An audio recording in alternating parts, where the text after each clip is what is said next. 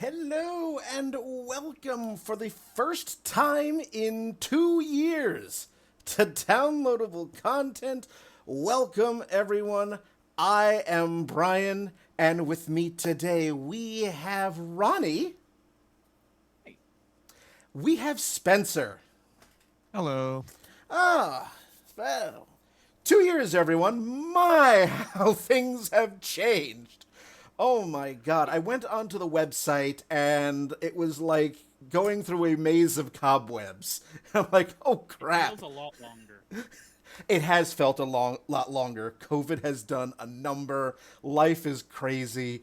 Google Podcast is dead. Stitcher is dead. I spent most of yesterday having to remove a lot of dead links from the website. So, but we're here. We are here. It is episode number 188, and we are going to be talking about the Resident Evil 4 remake, which incidentally was Spencer's idea. So he's to blame for this episode. Mm-hmm. You are the reason why we have dragged the DLC podcast out of mothballs. I mean, those mothballs are very important. They are. They absolutely are. So, welcome everyone. It has been a long time. I've missed it, and I'm excited. I'm excited for today's episode. We'll see how our opinions have changed within the last 2 years regarding Resident Evil. Last 4, actually. The original episode was done in April 2020 when the pandemic was fresh and new. And now here we are 4 months away from Resident Evil 4 turning 20. So we're pretty close there to that particular milestone. But every single episode of downloadable content can be found on the website, dlcpodcast.com. All the episodes can also be found on Apple Podcasts, formerly iTunes. They can also be found on our YouTube channel, DL Content 1, and they are also all up on Spotify. So those are all the different ways you can get downloadable content into your ears. And eyes, if you are watching on Twitch. So Resident Evil 4, everybody. The remake came out. The remake came out last year, so and I knew Spencer. I think you got this like at launch or just after. No, right at launch. That was like when the year started, and just like the warpath of games that I knew I was going to be having to go through that year, which I'm still technically going through because I haven't gotten to Alan Wake 2 yet. But I was like, I have to get this game done as soon as possible so that I can focus on these other games, because I knew, being such a fan of the original, that I could easily get myself trapped playing the game for months and months and months, and then, oh look, I have like 5 games in the backlog now that I gotta buy. And you don't. We've already established you don't like backlogs. You absolutely do not like them. So. No, I like money, not backlogs. Ah, yes, good. Money, weird concept. Fair. But no, so and I knew you'd get this game, and right after you played the remake, you messaged me and said, you want to do an episode talking about the remake, and I said that's great. Let me get through the other Resident Evil remakes, because that's just how my brain works. Because I'm like, okay, before I get to 4, I have to play the remakes of 2 and 3, because brains are silly. Mm-hmm. Like, I was in the middle of Horizon Forbidden West when you said, hey, we should do an episode. And I said, good idea! It's going to take me a while to get there, but we're going to do it. And that's... Yeah, you never spent any time playing Horizon. That was, a couple hours. Yeah, just a drop in the bucket. It's like Bastion. 2-hour game, done, dusted, Check mark. Yay! Done with that. But no, then I went on a very good game. Then I'm like, okay, I finished Forbidden West. Let's go play the Resident Evil 2 remake. Loved it. Gonna do an episode about that. Resident Evil 3 Remake, terrible, abysmal, may do an episode just hating all over it. And then we get to Resident Evil 4, which I was very excited about because I love the original, but seeing how Capcom just screwed the pooch on the Resident Evil 3 remake, I'm like, oh no. Oh no. But you were very excited about it, Spencer. You enjoyed it, so that was kind of my hope. I was like, okay, good. Spencer is a super fan of this game. He enjoyed it. I'm hoping that I will have the same experience, and boy, howdy did I. Yeah, we'll talk a little bit about how it compares to the original, but I don't think we need to like redo the old episode. No, we don't. The story is virtually the same as the original, so we're not going to spend 4 hours going through each story beat. There will be some, because Capcom did make a few noticeable changes to the story, in my opinion, for the better. But that is obviously a matter of debate. And last thing I want to mention before we dive into the episode fully is that if you have not played the original game and or the remake and you are very particular about spoilers, stop watching or listening now, play the game, and then come back to us, because there will be spoilers all over the place.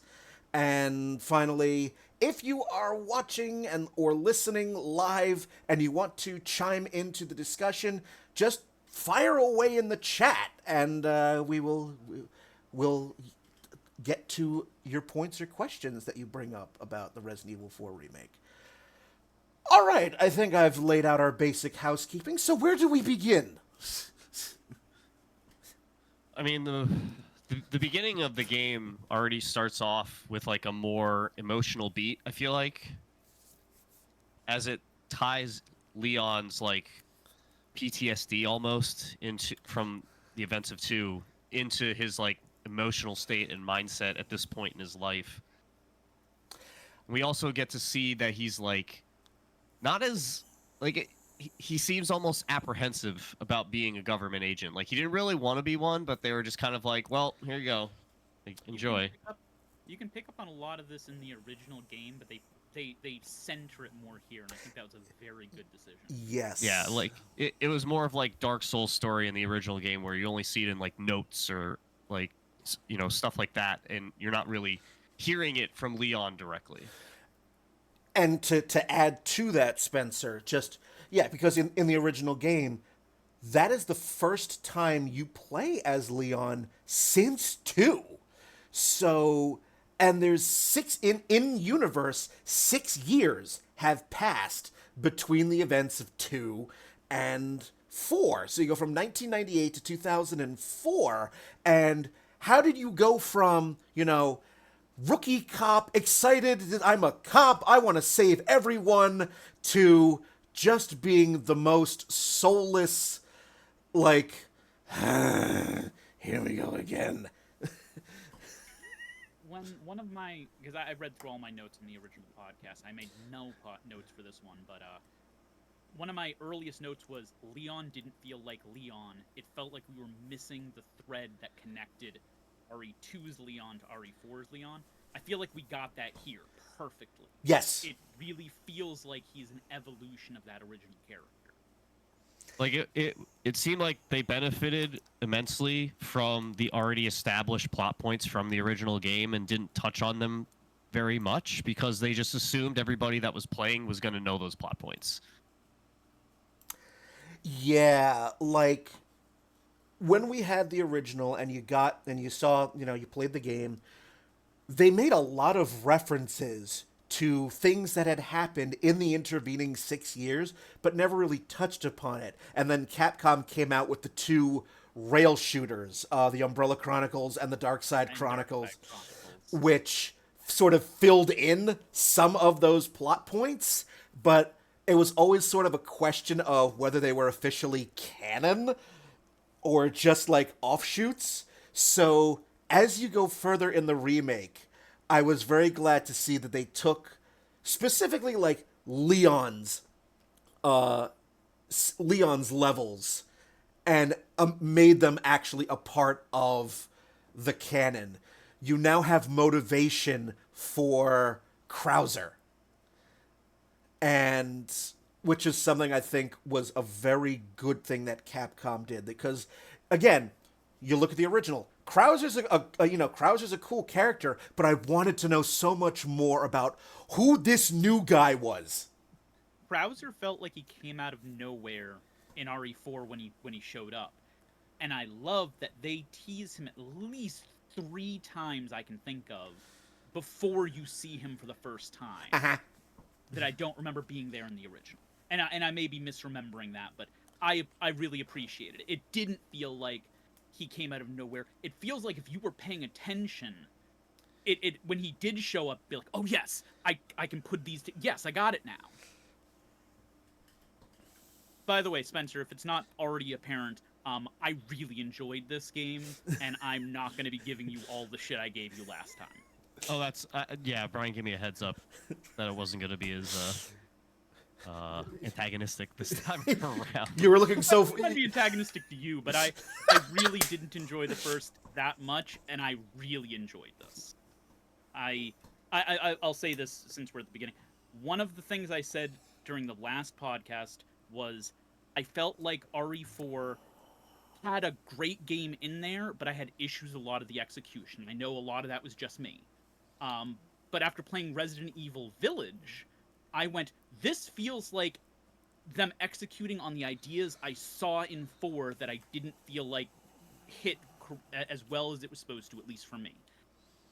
And after Village, I went, when they do the RE4 remake, because they'd announced, I'm like, I hope they learn from this, because if they do it and take some of the execution they had here and put it in RE4 and actually execute it on this stuff, this could be one of my favorite of the series, and it is. Right now, this is my favorite Resident Evil behind 7 and 8. My favorite of the originals. Fair enough. Well done. Well done. Yeah, we'll discuss They 180'd me. as we go. We'll discuss kind of how I feel between the two games a little more in depth. But I definitely feel like the original's better for very small and specific things that we'll talk about as we go, rather than just listing them off. Yeah, absolutely. Yeah. I definitely enjoy how in the beginning of the game we get a much better sense of how time progresses, in terms of like it's like getting darker as the game goes on until you get to Del Lago, and like there's a lot of environmental aspects of like the day night. It's not like a cycle where there's anything different, but in the original game it always felt like it was day and then it was night, and it felt like a much more gradual push towards the nighttime part of the game, rather than it just being a drastic switch once Leon gets knocked out from the effects of the bug. I noticed that too, now that you remember it, because you can actually, time it's an actual progression, because you can actually see it getting toward dusk, and as you get closer to the lake, like it's not just all of a sudden, hey, we're good now, time's passed. Like, no,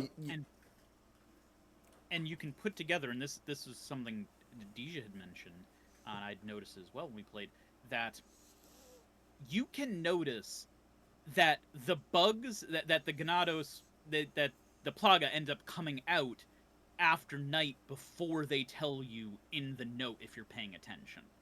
You can tell that that's what's causing it. And she did not catch that in the original. She didn't realize that until in this. She thought that was new, and I'm like, no, that was in the original. It's just because there's less of a transition between day and night. It's just something you might not have noticed as much. And they give you that clue in the remake that something, I mean, obviously, something's not right, but like that very first enemy that you encounter in, the lodge, the house, or whatever, that right at the beginning of the game, that first enemy, like, the head unnaturally breaks. Like, that is your big clue and you get a prompt, like the R2 prompt. It's the knife, because you're like, okay, we go from okay, just dude trying to kill me to, oh, this guy's head is tilted at a 90-degree angle, and he is still coming at me. Well, I would say this game was so much harder than the original was, and I think that was great. I felt like I was running out of ammo multiple times throughout the game, and that's with the bolt gun, the bolt thrower being my primary weapon. Like, that assuaged a lot of my complaints about it didn't feel survival horror before. It really did. I really feel like I was struggling with my ammo, that I had to avoid some of the enemies, that I needed to, like I said, like, just, it really made it hit a lot better for me.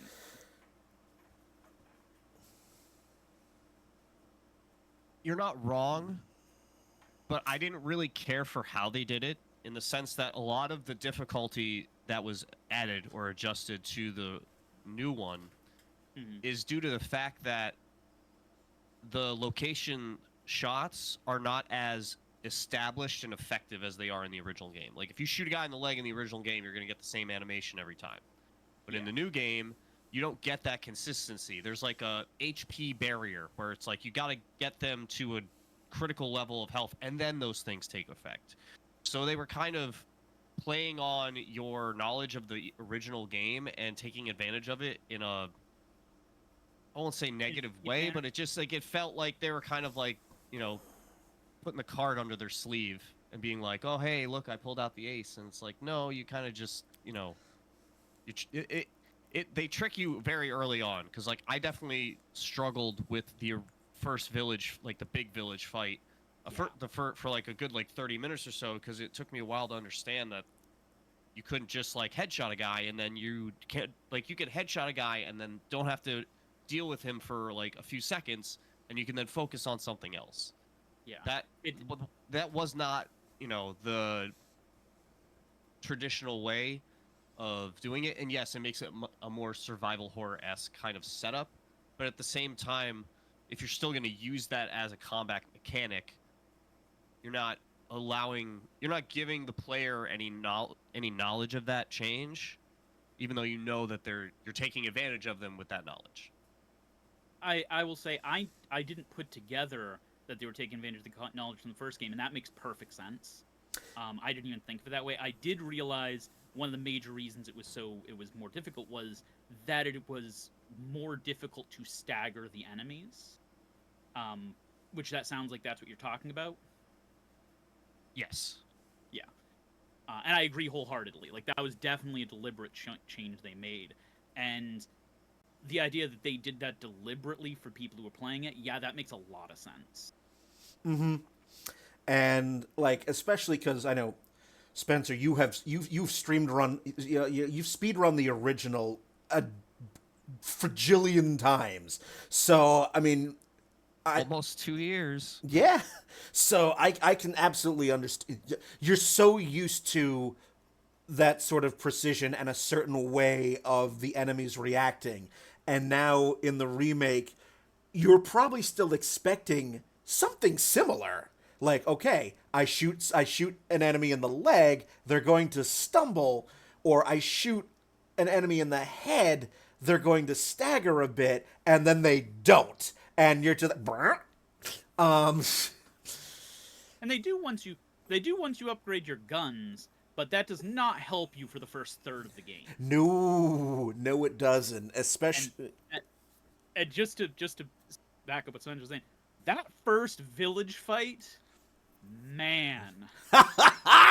Oh man, that was so.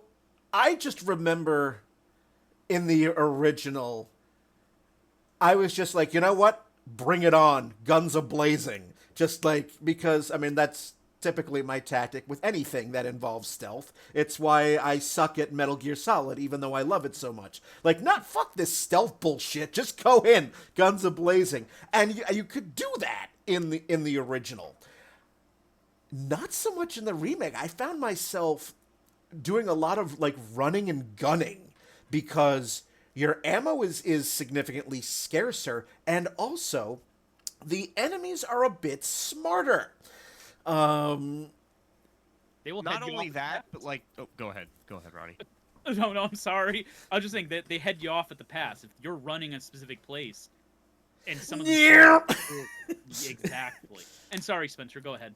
No, you're fine. Yeah, you can't kite enemies like you could in the original. No! Be like, oh, let me shoot you and then run over this corner and then shoot you again. You know, like, no, like that doesn't work. And I do appreciate that change because it always felt like they were like zombies 0.5 in the original game and not like actual like intelligent human beings. So that I appreciated. That's the kind of difficulty adjustment I was kind of expecting. The first time that they threw an axe to angle to hit me where I was going to be, and I could move to have it miss me, but that it would actually not aim where I was, aim where I'm going to be, that was where I went, oh, they made them smart now. Uh-huh. Oh, no. And not only that, but something I experienced very quickly is that if an enemy grabs you, you are vulnerable to everybody else that is nearby. It's because, you know, we didn't have that sort of specific technology with the GameCube. Now we do. So it's like if an enemy grabs you, it's like, haha, open season. Everyone else can hit you, and you can very quickly die from multiple enemy hits while you're being grappled. It's like, oh ho, we're doing this now, are we? Also, when the first time that this happened, and I got real good at using the knife to stab him in the throat, push him off of me, and then my knife broke, and I couldn't do stuff anymore, and that was unfortunate. Yeah, the knife being a finite resource definitely adds a very large bit of difficulty to the game, for sure. That was the very first upgrade I did was durability 100% on the thing. Oh yeah, but also you can find like kitchen knives and butter knives. What are you talking about? I don't know what those are. Do you mean bolts from my bolt thrower? I don't know what those are, but yes, like the knife durability was a big change, and again, your ammo is scarce, more scarce, and so we have a crafting mechanic now. Yeah, I was gonna say it's not more scarce. It's just you're not getting direct drops as often. You're gonna get the gun, the ammo. Okay, yes, that's a better explanation. Gunpowder and the Resources, yes, thank you. So it gives you more control over what ammo you get, which I actually kind of prefer. Yeah, flexibility. If they're gonna limit your strength especially in the early game, like you were guys saying, then I like that they give you the option to be like, well, I'm just gonna load up on shotgun ammo. I don't need handgun because I just want to be able to like clear 3 guys out of my way and not worry about them because I can't just like headshot one and then get a free kick. Yeah. And the different attache cases also helped with being able to kind of help manipulate what you're going to end up with. I think you had that. I think that was a carryover from the original, the different size the different size. No, not the different sizes. The different you can choose different cases that will increase your drops of the perks. Yes. Okay. Yes. Yeah, the different style cases and also the charms that you get from the mini game, from the shooting gallery. Oh, we'll talk about that when we get there. Yes, indeed. But yes, that's exactly it. I was very pleased to see the crafting mechanic in this because in the original trilogy, well, in the original series, the crafting mechanic only existed in Resident Evil 3 Nemesis. It was the only time Capcom ever did a crafting mechanic in the original game, and then they never brought it back again. What are you talking about? I'm always combining green and red herbs. I meant for ammo. I'm being I know. I'm being an asshole. That's right. You're being pedantic, and I love you. But no, for yeah, you're right. For ammo, like Capcom did this one thing for one game and then never did it again, and so they bring it back. It works so well just to be able to go. What gun do you like? Do you like the submachine gun? Make a bunch of submachine gun ammo. Use that. You like the shotgun? Make shotgun ammo. You like the handgun? Make handgun ammo. Do what suits the play style you want.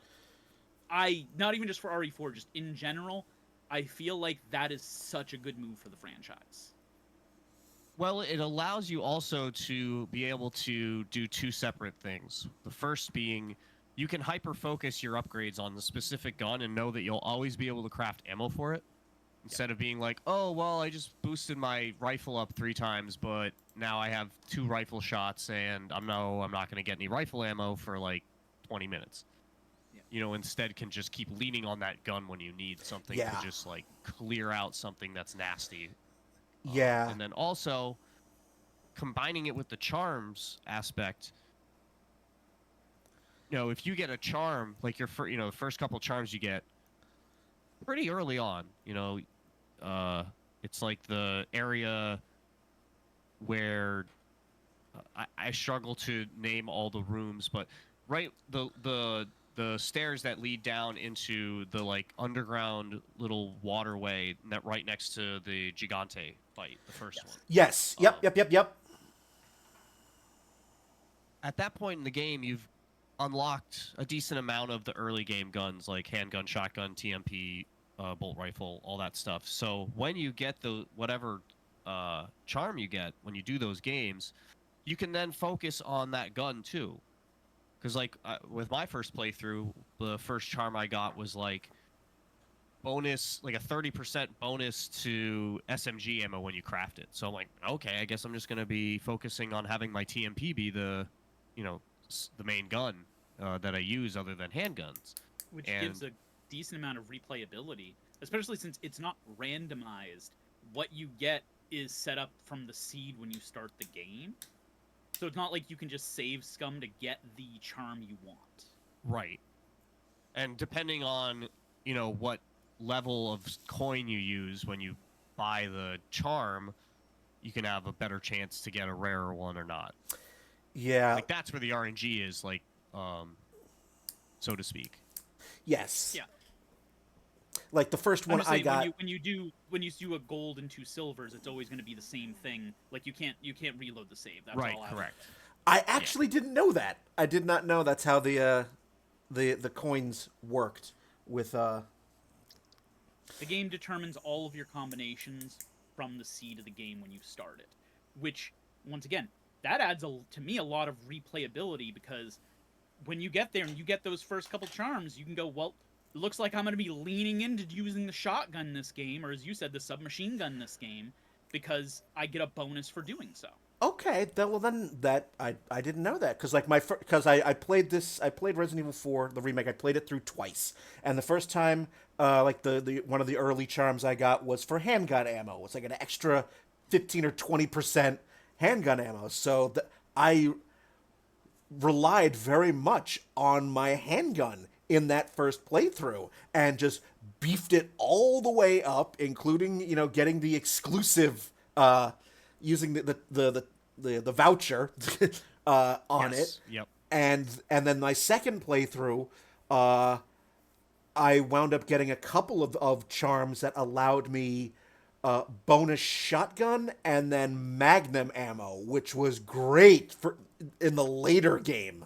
It's like, ooh, bonus magnum ammo? Okay. And so yeah, especially since you can actually keep all your guns You know what I mean? Like, you don't have to sell your old guns back. You can just storage them. Yes. So if you have, like, 2 charms that give you boost the same bullet and it stacks, run both guns. Why not? I mean, I can craft enough ammo. It's that simple. And, like, that leads to what Ronnie's saying about the replayability is, like, from game to game, you could have completely different play styles just based on, like, the charms you get, how you play around them. I will bring up one thing because you just brought it up. One of my few complaints here was how limited what you can put into your storage is.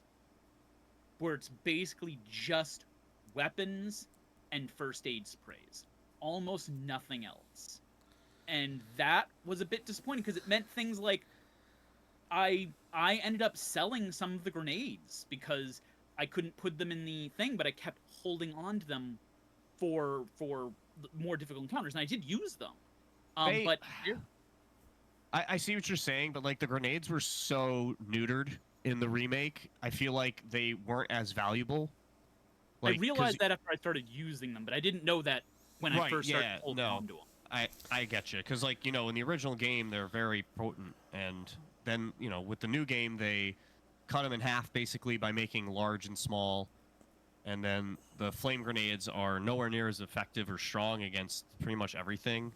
The only ones that really were worth saving were flash grenades, but I mean, that's you're going to save them early on until you get to the Plagas parts of the games pretty much exclusively. The flash grenades were just as good as they were before, but all the other grenades were downgraded. Yes, yeah. And I was using them in the village fight because I started out on the harder difficulty when you start the game.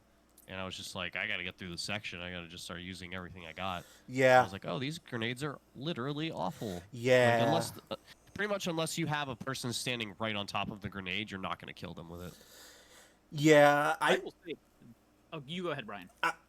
I found that the regular grenades, they weren't like really great for killing, but they were great at buying you time. Like, yeah, it's like, oh man, there's like 5 guys right in front of me. Let me just throw this grenade, run away, and then reset. They bought you some valuable seconds, especially if you were in an encounter with a lot of enemies. The grenade was useful in one place in my playthrough, and I was actually going to mention this. For me, where I'm in, I actually, for the viewers, you two already know, I have not completed the game yet. I reached the Regenerados on the island. But I played through the original game, and I'm just going to comment on the stuff I've gotten to. At this point, the 2 hardest parts of the entire game that I've done were the town at the very beginning and the cabin. And the cabin was where I found grenades useful for once. Because I was having difficulties in that cabin. I died a bunch of times. And then, when it got to the end, when you have the bull dude, I jumped down, ran to the staircase and up, had them all coming up the staircase. I had like 12 of them on the staircase, and I just throw 2 grenades down and end the entire fight. Good old AoE. It was the only time I found them useful, because I could get them all in this very tiny area and maximize the damage through it, and I know that that segment ends when you've killed a certain amount of enemies. No, actually. And the bull. I'm sorry. It's only the bull. You have to do a certain amount of enemies for him to spawn. Sorry. Yeah. Yes. Yeah. But yeah, that was the one time the grenades were useful. Like they ended that fight for me. Yeah. Because the game's a lot more open as well. It's not as like the corridors aren't as tight spaced, and it's just you got a lot more room to work with. The grenades just are less effective on that sense as well, which was a weird decision to make considering, like we were talking about, like they wanted to make it more survival horror leaning, but yet in the same sense to give you like a much more open game from room to room than in previous iteration. It's a positive and a negative, because they definitely made things like the grenade and to an extent the shotgun and TMP a bit less effective because there's more maneuverability, but it also gives you more maneuverability. And I feel like overall to me that was an overall benefit. I think the positive outweighs the negative for me, but I can get why it wouldn't for other people. And I really think they could have fixed this by keeping the maneuverability and just making the grenade range just a bit wider than it is. Yeah, I think they just kind of got a little too ahead of themselves by having the grenades split up into a small and large size, and that really made the small ones almost completely useless, except in those few situations like you're talking about. Yeah, especially on my second playthrough, I was eagerly looking forward to the heavy grenades. I'm like, useful. And I think part of it is also, like, in the original game, if you did it correctly, you could take out a horde with one grenade. yes, And now, you're probably going to take out 3 if you aim stuff correctly. Now, you can, depending if you do, if you have them in certain areas and stuff, I feel like that was probably also intentional, because, once again, with what it feels like trying to accentuate the survival horror aspects of it again, they don't want you taking down a whole horde with one grenade. No. That's, but that also, once again, can make it feel not as good, especially if you've played the original. yeah. It definitely felt weak. It's just, again, like regular grenades for me. I found it. I wasn't using them so much as to try to kill enemies. I mean, if that happened, great. But I found them more as just I need a few seconds to reload. Yeah. So I will say, I kind of wish this podcast had a me from last time. Somebody who had never played the original, just to see if they felt the same way as we do about this. Like, is it just that we're used to how the grenades are supposed to be, so they feel worse? Or is it just, it would feel bad regardless of whether you have familiarity with it or not? And that's hard to tell. it's hard to tell. I would probably say it's a little bit of both. Like like I had said earlier, they're clearly playing off of the fact that they assume that you've played the original game.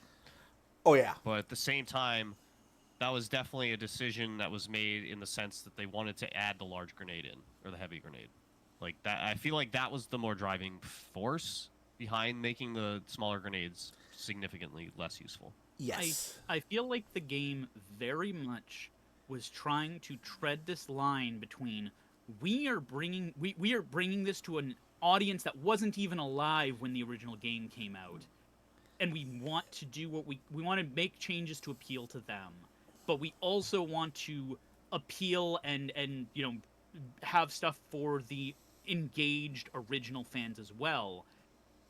And I feel like they treaded that pretty well, but I feel like you can see in the game sometimes where they're trying to walk that line. Yeah. And where some places where they might not have succeeded as well as others. Oh yeah. I can absolutely see that. It's, when the original game was as divisive as it was when it came out, when you have, Capcom knew that there were a lot of fans of the original 4, and so they had, I don't know, a problem is not the correct word, but they had an interesting decision to make. How faithful did they want to keep to the source, to the original material, while at the same time bringing in new elements or elements from newer games like Village, like 7, and also from the 2 remakes that came before it, and see how it all worked. And I felt that overall it worked very, very well. Especially as you get deeper into the game, you leave the village, and just one last point before we leave the village entirely. I'm glad that the remake kept what to me is arguably one of the greatest lines in the entire game. And that is when the bell rings and everyone Bingo? leaves, where's everybody going? Bingo.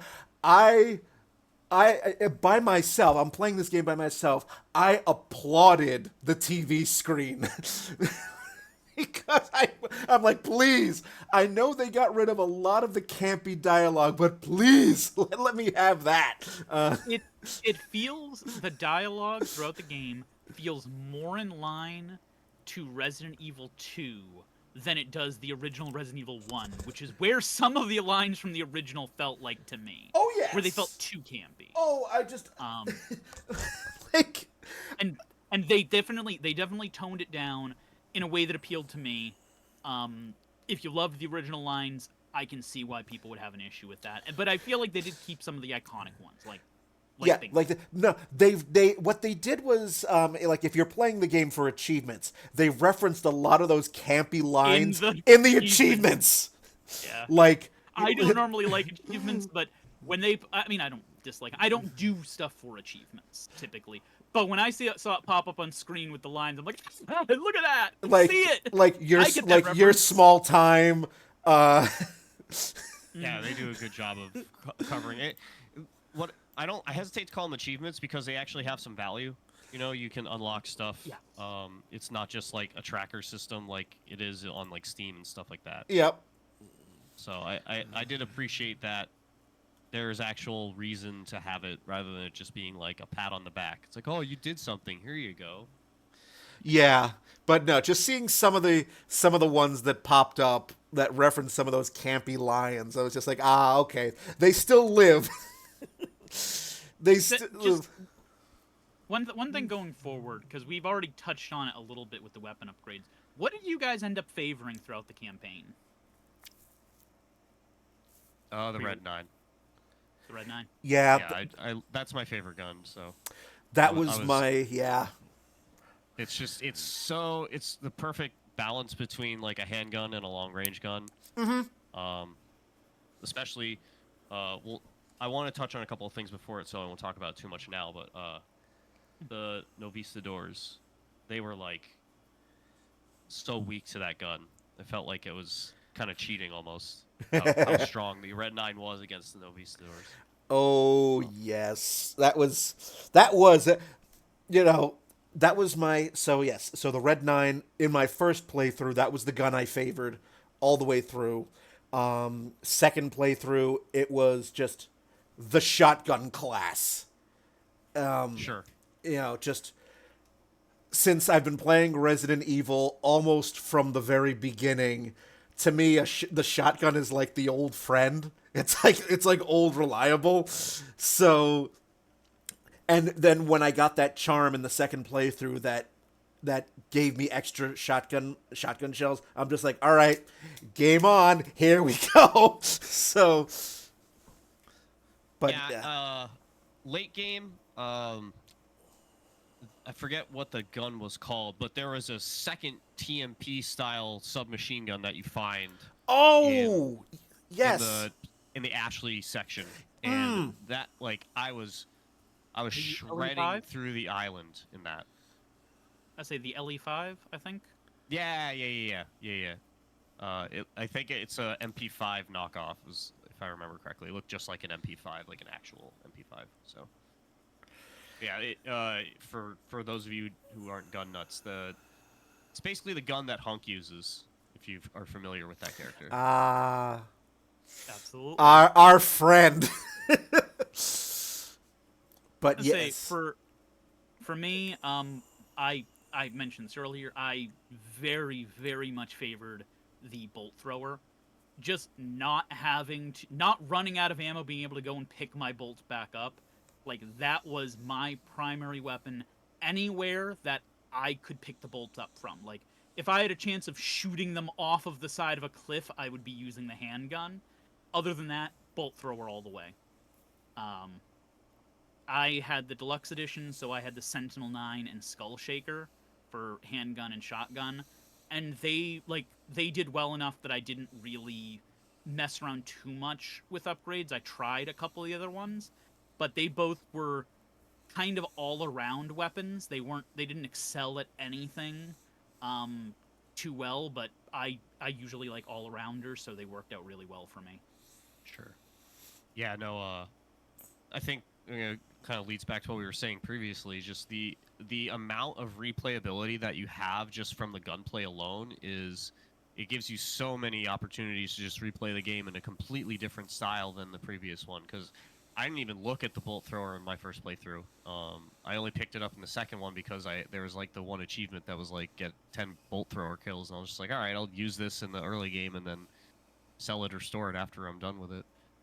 And yeah, the and biggest the renewable go. resource of it is very interesting in a game where all the other weapons do not have that ability. The big weakness to it was the ammo doesn't stack super high and takes up 3 slots.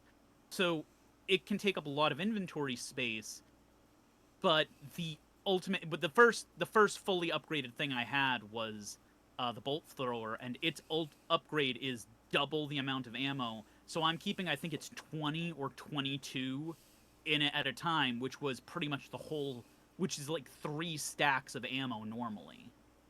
Right. With that made it like after that point, it's like, okay, well, I'm all in on this. Yeah, see, like I was using it in the opposite manner, where like I was not leaning on it, but more just having it as like a backup, and I was using it for the explosive darts almost exclusively, more so than for the regular bolts. Mm-hmm. They're so good. So, I swear to God, because I looked this up afterwards.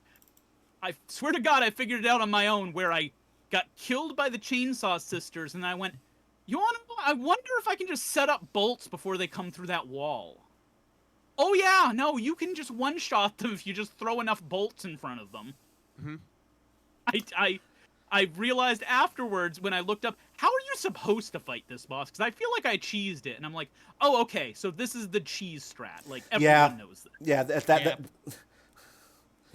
Yeah, we're getting a little further ahead, Yeah, but sorry. yeah, No no, problem. you're good. There's just a few more village things I want to talk about, but yeah, for that fight, what I did was kind of kite them. I stuck Ashley in one of the lockers, and then I just kind of went through the back door on the opposite end of where they break through the barn, and then just ran up and would just kind of run in circles up on the top shelf and use all those. There's like 3 or 4 lanterns that you could shoot that would, like burn the floor, and that would, kind of let you buy you some time from the just regular Ganados and keep you from having to deal with them and the chainsaw girls at the same time. I love the fact that the fire-throwing Granados and the dynamite-throwing Granados, if you move correctly, you can make them an ally. Because they work just as well against their enemies. And I know that was a thing in the original, but I was able to, I feel like much more so probably because of the increased mobility, take advantage of, okay, let's get him to throw over here. I'm pulling people over. And now I'm running away, and they're all exploding. And that was very useful in a couple different places. good ammo saver. Yeah. Especially the fire, because the fire destroys the Plagas. Yep. No, the only thing that we skipped that I wanted to talk about was just Delago and that whole boat section. I really didn't like that entire, like the boss fight itself. The fact that his HP resets when he dives is just so lame. I didn't know that. Yes. So yeah, I didn't notice that. Being a part of the speedrun community, I didn't take part in speedrunning Remake, but like obviously plenty of people that I know from the scene picked Remake up. And when Del Lago dives, his HP bar resets to like 75% the first time. Oh. So like no matter how far you get him down. So it's like they drag that fight out, which I feel like is not the thing to do when that fight is not like any of the other fights, because you're stuck on the boat, you're only throwing javelins, you don't have like your gun availability or anything like that. So like I didn't really care for that.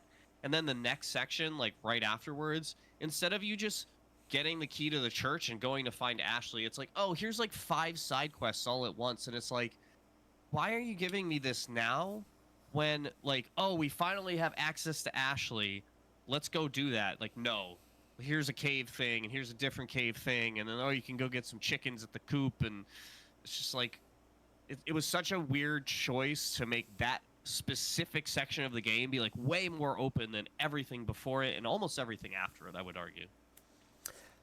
That's I can get that. That's a valid criticism. Go on, Ronnie. sorry. I will say for the boss, I kind of had the polar opposite, but for a very different reason. You both know a big issue I had, I mean, with RE4, but it's not RE4, it's just action games of this generation in general. RE4 kind of popularized it. Was I hate and I'm very bad at QuickTime events. And this fight was when I realized, oh, wait, there aren't that many anymore. They drastically lower the amount of QuickTime events throughout the game. It's not that they aren't there, but they're almost all set buttons that you already know. B to dodge, left bumper to parry. And it's just hitting those at a specific time rather than figuring out which button on the controller you're supposed to press, which I've never been good at. And having it change should you die at that particular. Yes. Yeah, like that's the thing. It's you already have the muscle memory. It's okay, left bumper parry, B dodge. If you need to stab, knife button, right trigger. yeah, that was definitely something I noticed as well. Like, you know, you have a scene where, you know, you have a QuickTime event, like you have, like, okay, using the GameCube controller as the example, like hit A B at the same time to dodge. But if you died there and you had to, and now you have to play that scene again, so the same sequence happens, and then suddenly that dodge mechanic, you think, okay, I know to hit A B, now it's R1 L1. And it's just like, what? The amount of times I died at the Krauser scene in the original because of that. So yes, to your point, Ronnie, I liked that change.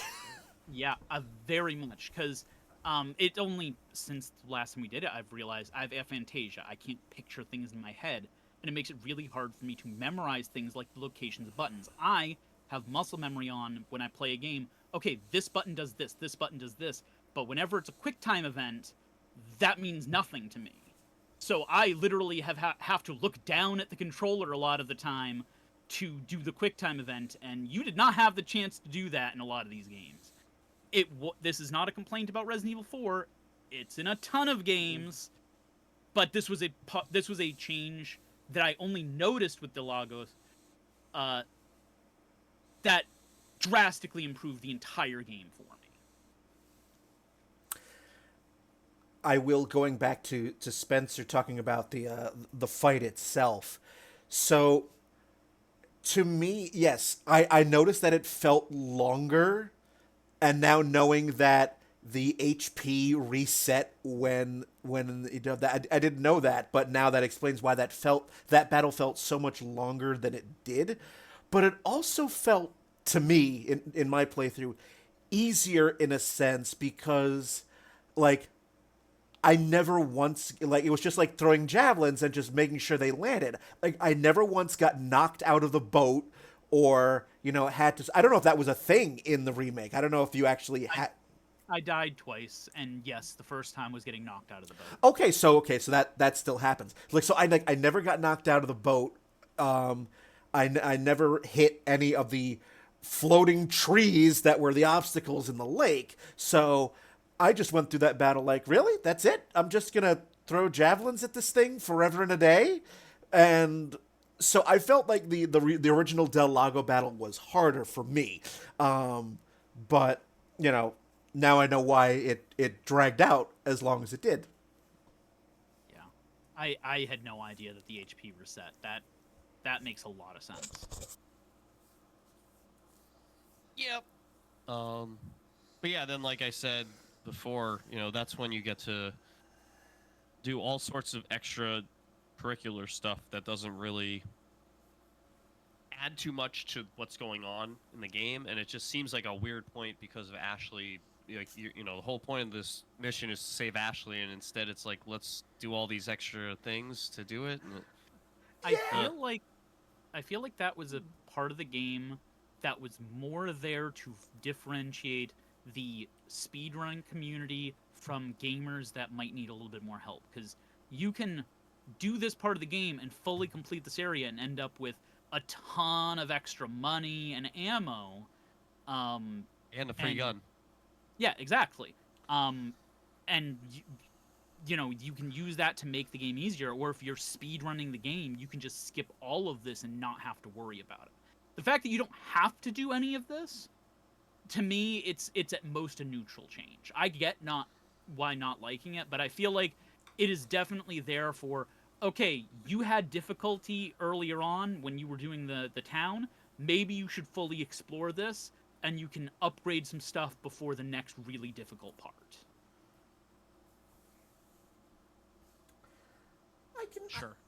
I can see that. I mean, and you're talking about side quests, so let's talk about our boy the merchant. The years haven't been kind to us. Yeah. Have they, mate? Yeah, he was done perfectly. Yeah. I have like literally no complaints. You know, No the notes. changes they made to the actual shopping options were exactly what you would expect for a modernization. And then again, like the whole charm system is like a very welcome change to the gameplay. It just gives you so many more options, and it makes all the extra stuff you do worth it in the end, because most of them lead to either getting more spinels so you can trade those in and get super rare items, or, you know, stock, whatever you're looking for, or just be able to buy another gun that you don't want to use right now, but maybe you store it for the next boss fight, and then you roll with that. The only complaint I have about the merchant was if I could make one change, I would change the selling system so it just brings up your inventory, because having to scroll through all of the stuff when you have a full inventory takes forever. So that's it. That's pretty much it. So just, I mean, because all the side quests come from the merchant. You redeem those side quests to get stuff.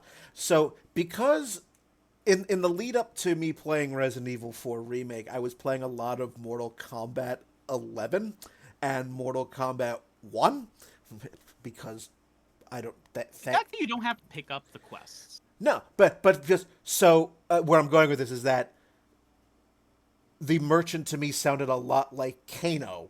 So I'm just like, oh, wait, is this what Kano does when he's not in Outworld? Is he moonlighting? The years haven't been kind to us. Yeah, it's old Kano. This is what he does. I mean, everybody's got to have a retirement plan. Seriously, and for the merchant, it's collecting what is now an obsolete currency. So, wasn't he a weapons smuggler in the original Mortal Kombat movie? Yes. Yeah. Yes. Yeah, he was. So there you go. There you go. Absolutely perfect. Now he sits on his throne of pesetas. So, but no, you know, good stuff there. Something else I noticed in the village.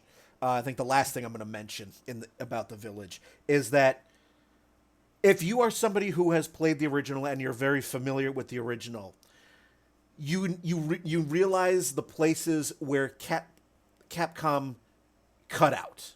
So, like, they improved the pacing of how the game and the story unfolds. Like, I noticed that they got rid of, like, the ski lift. The random ski lift that was in the original. Like, little things like that. Like, little locations that's just like, okay, yeah, okay. This poor, impoverished village has a random ski lift. I feel like, and this is something we touched on much earlier, that they had the original game as a blueprint and went, here are places we can pull back on. Yep. And we can use that in other places. Like I said, how we see Krauser a little bit more than in the original. We get to see, not Ada in a little bit more, but I feel like they gave a little bit more time to the places we see her. We see Leon's backstory at the beginning. Like, they took a little bit of time from other places, because if you look at how long the game takes to beat, they're almost the same. Like, it takes a bit longer to completionist the remake, but a base playthrough is pretty much identical. They just took away from a couple places where they maybe didn't need as much time and put them in places where they might be able to use it. Yeah, what they did, they took the ski lift away in the main game and put Yeah. it in separate ways. So, I can't think of a place where they removed something or cut back on any time that I had an issue with. yes. Spencer's more familiar with the game than I am.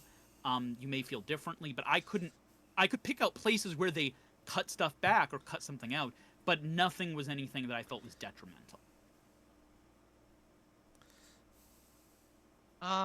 Nothing early on.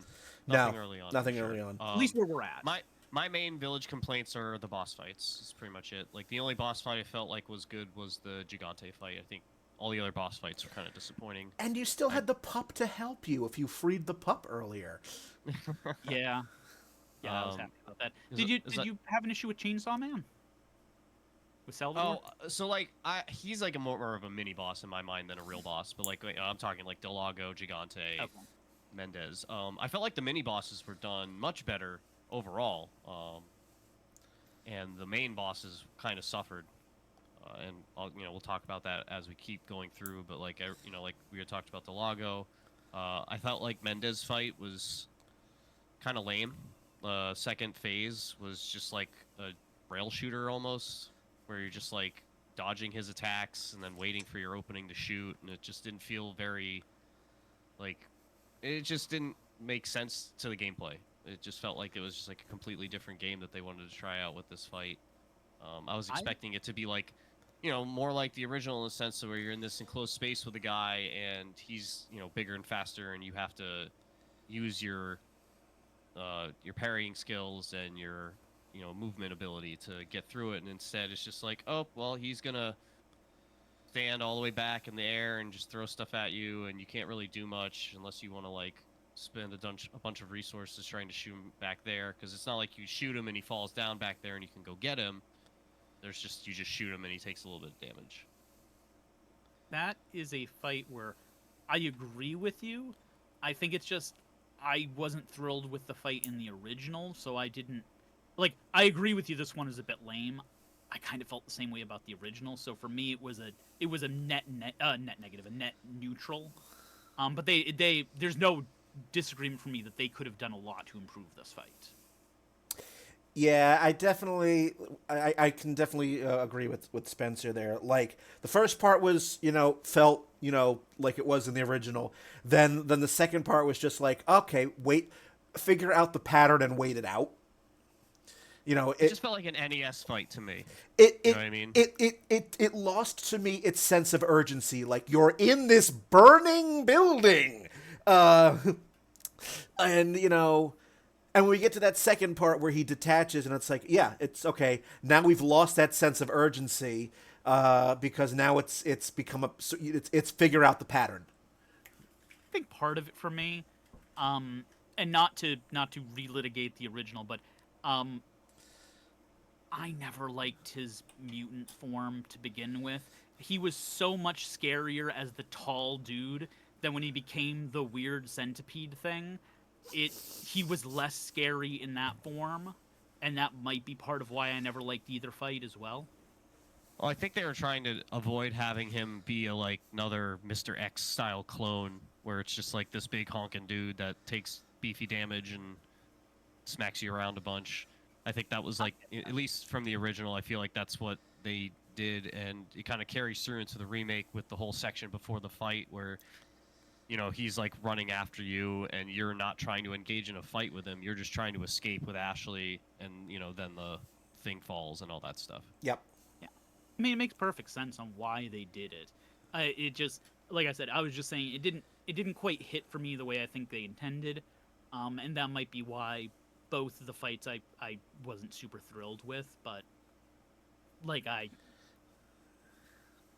they could definitely have improved it. There's no denying that. Yeah, I felt that in the cabin prior to that was a much more more crazy, panic-inducing, Yeah. Because I That consider felt like the real boss fight. and that's when I'm saying mini boss. Like that's what I'm saying. the first Ganado or the first Plaga fight. Like that introduction is wonderful, and like that fight is like perfectly designed where it's like a nice thin lane, but you don't have like it's not like a straight shot. There's like a corner, so you can't just like sit back and pick it off like you could in the original. Like you know, it's right in your face, and you got to deal with it. Mm-hmm. You know, all those like were much better focused and executed. I feel like than the actual major boss fights were like chapter end boss fights. Yeah. Or you know, the Gigante, which is a major boss fight as well. Yeah, it's Totally. like, I think for me, like, the cabin was the hardest part of the game.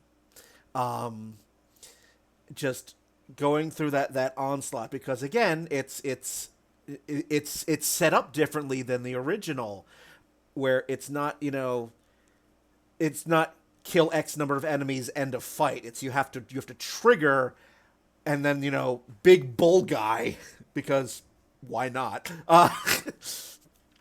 comes in, and as opposed to big pig guy later. as You got an animal thing. yes, we do. So just that was a very, very exciting and hard battle, because it's not necessarily a let's blow all our ammo. This will be great. No, there's strategy involved. Like, you have to constantly keep moving. You have to barricade up windows and doors, and there's a lot happening, and Luis is, about as useful as useful or useless, depending on your interpretation. Hey, he can't die and he has infinite ammo. Yeah, That's enough for me. And that's fine. And If but you had to worry about him living, that would have been miserable. I may not have gotten. I might still be playing out that battle to this day. But yeah, In alternate universe, you're playing the game while we're doing the podcast. Yes, in real time. But no, I agree with you, Spencer. There, just like those mini areas are, yeah. I agree there. Such a good job between that, the first time when you run across the Chainsaw Sisters and they come in through the wall, like. And Leon's so extra by backflipping there. Like, yes. Yeah. Anyone normally would just like take 3 steps back and be like, okay. Instead, he's like, I need to run up the wall and backflip off because that's way more extra. It's way more extra. It shows you what he's been doing the previous 6 years. It's like, oh, he's swole now. He can do this. Army training's weird. Man does not skip leg day. No, parkour. So yeah, that was. Other than that, it was just. Yeah, there was Mendez is a bit of a letdown, and the fact that Mendez's glass eye is no longer part of a puzzle. It's just a sail. Sort of diminishes a little bit, at least for me. But It was fine. that's fine. So I needed that money, so. yeah, I mean, we all did. So moving on from the village, sounds like? Yeah, yep, that's pretty much touched on everything I was thinking about. The castle introduction is amazing. Yes. They really do, like, I feel like the village, you don't really get that sense of the, like, color scheme separation from the original game, how, like, the meme is always like, it's all brown. Once you get to the castle, you actually get different colors, and you're like, oh, okay, so they're taking this seriously. So I thought the castle visually was just fantastic. And then on top of it, just the whole introduction, all of it, the entrance in before you even get to see Salazar, like, and his assistants there. I always forget what the heck they're called.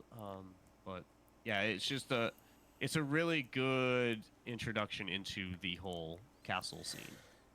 Something I noticed, to your point, Spencer, like, the castle in the original was just, for me, a lot of gray.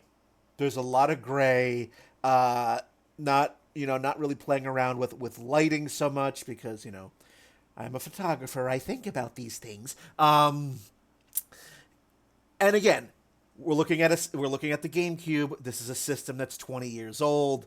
We did not have really the way we can showcase graphics now. Fine. But this is where you really, like, you could feel the opulence of the Salazar family. Like, oh, this is where the 1% lives. You have these absolutely impoverished villagers with a member of a not quite a royal family, but still much higher status, and it's like, oh, this is fancy. This is really, really fancy. And then, of course, you get, obviously, this is only made even more clear when you see, Mr. Kennedy. When you see him, and I absolutely hated him in the original in a bad way. They made him tolerable in this one.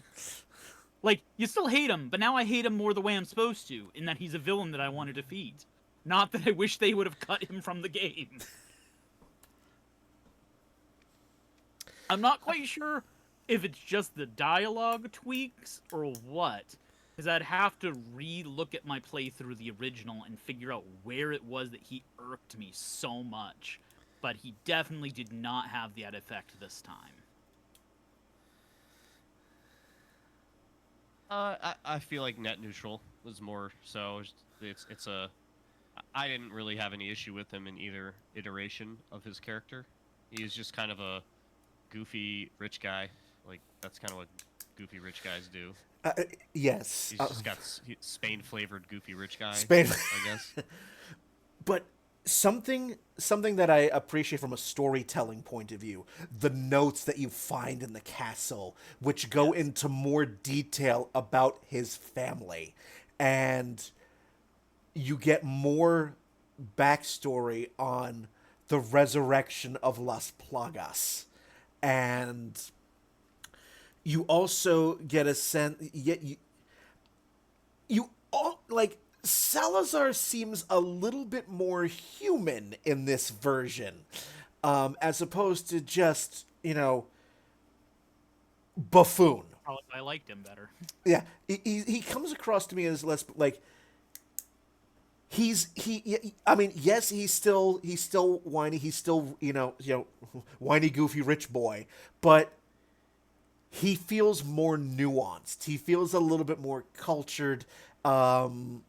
Like, he has more of a purpose. And we get, once again, from the notes that you were mentioning, we get expansions of almost all of the things regarding him. We get more story. Like, we did get some before, but we got more on Verdugo. Yes! Yeah. Like, we have like 7 or 8 notes from him, but not just about him, but of the guy who becomes him. We get notes on different experiments he did, which we fight later on in the game. Like, we get so much. It feels like such an expansion there, and it makes it feel more like.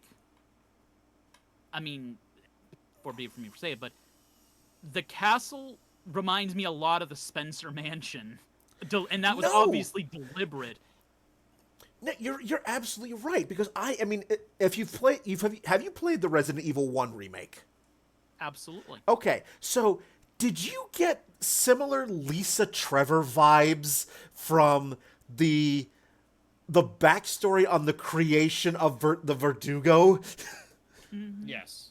Yeah, it definitely felt like they were using that line to kind of explain the Verdugo's origin. Like, definitely. And just like the notes that you get, like the scientist notes of them creating the Novistadors. Like, you get more stuff. It's just like, okay, how did these things come to be? And just from somebody who narrative is such a big component for me in a game that takes its story seriously. Like, and so just getting all of these extra details, like, okay, it's not completely like the inhabitants of this castle at one point were not just all religious zealots. There were scientists, there were advisors, there. It feels more real. Now, you get a little bit of this in the village, because we get some notes from the villagers before they went over to the cult. Yes. But the village, we got less of that. In the castle, it really feels like, oh, this is a real place. And shit, when we get to watch as shit goes down through all of the notes. And I loved that. Like, that's a big part of what I love about Resident Evil is getting to piece together what happened through the notes. And of course the environmental storytelling, the atmosphere that we have, like being able to use it all to put together what happened. And of course we all already knew what happened. We played the original, but I feel like they did a very good job of piecing that together for people.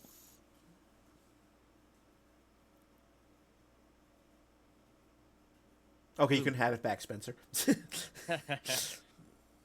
No, you're fine. Just following through with the theme of like the mini bosses being way better done. The Garrador is probably my favorite fight in the entire game. They do that so well with the chains hanging and like making you have to creep around and like being able to like knife backstab him if you can sneak up on him properly. Just like literal chef kiss, so good. Yeah, I saw your achievement there, Spencer. You're never heard it coming. Defeating a Garrador using only knives, and I agree with you, but for me it's the second fight. Was it the second fight? The one with the two Garradors. Oh yeah, sure, yeah. Yes. So fun being able to have luring them around so that they're attacking the other enemies. Having the friendly fire certainly takes it like makes way more sense in terms of like what those things are capable of. Don't get me wrong, the first time you run into them in the dungeon, amazing. But when you fight the two of them there with the horde of enemies, like wonderful. One of probably my favorite fight in the game.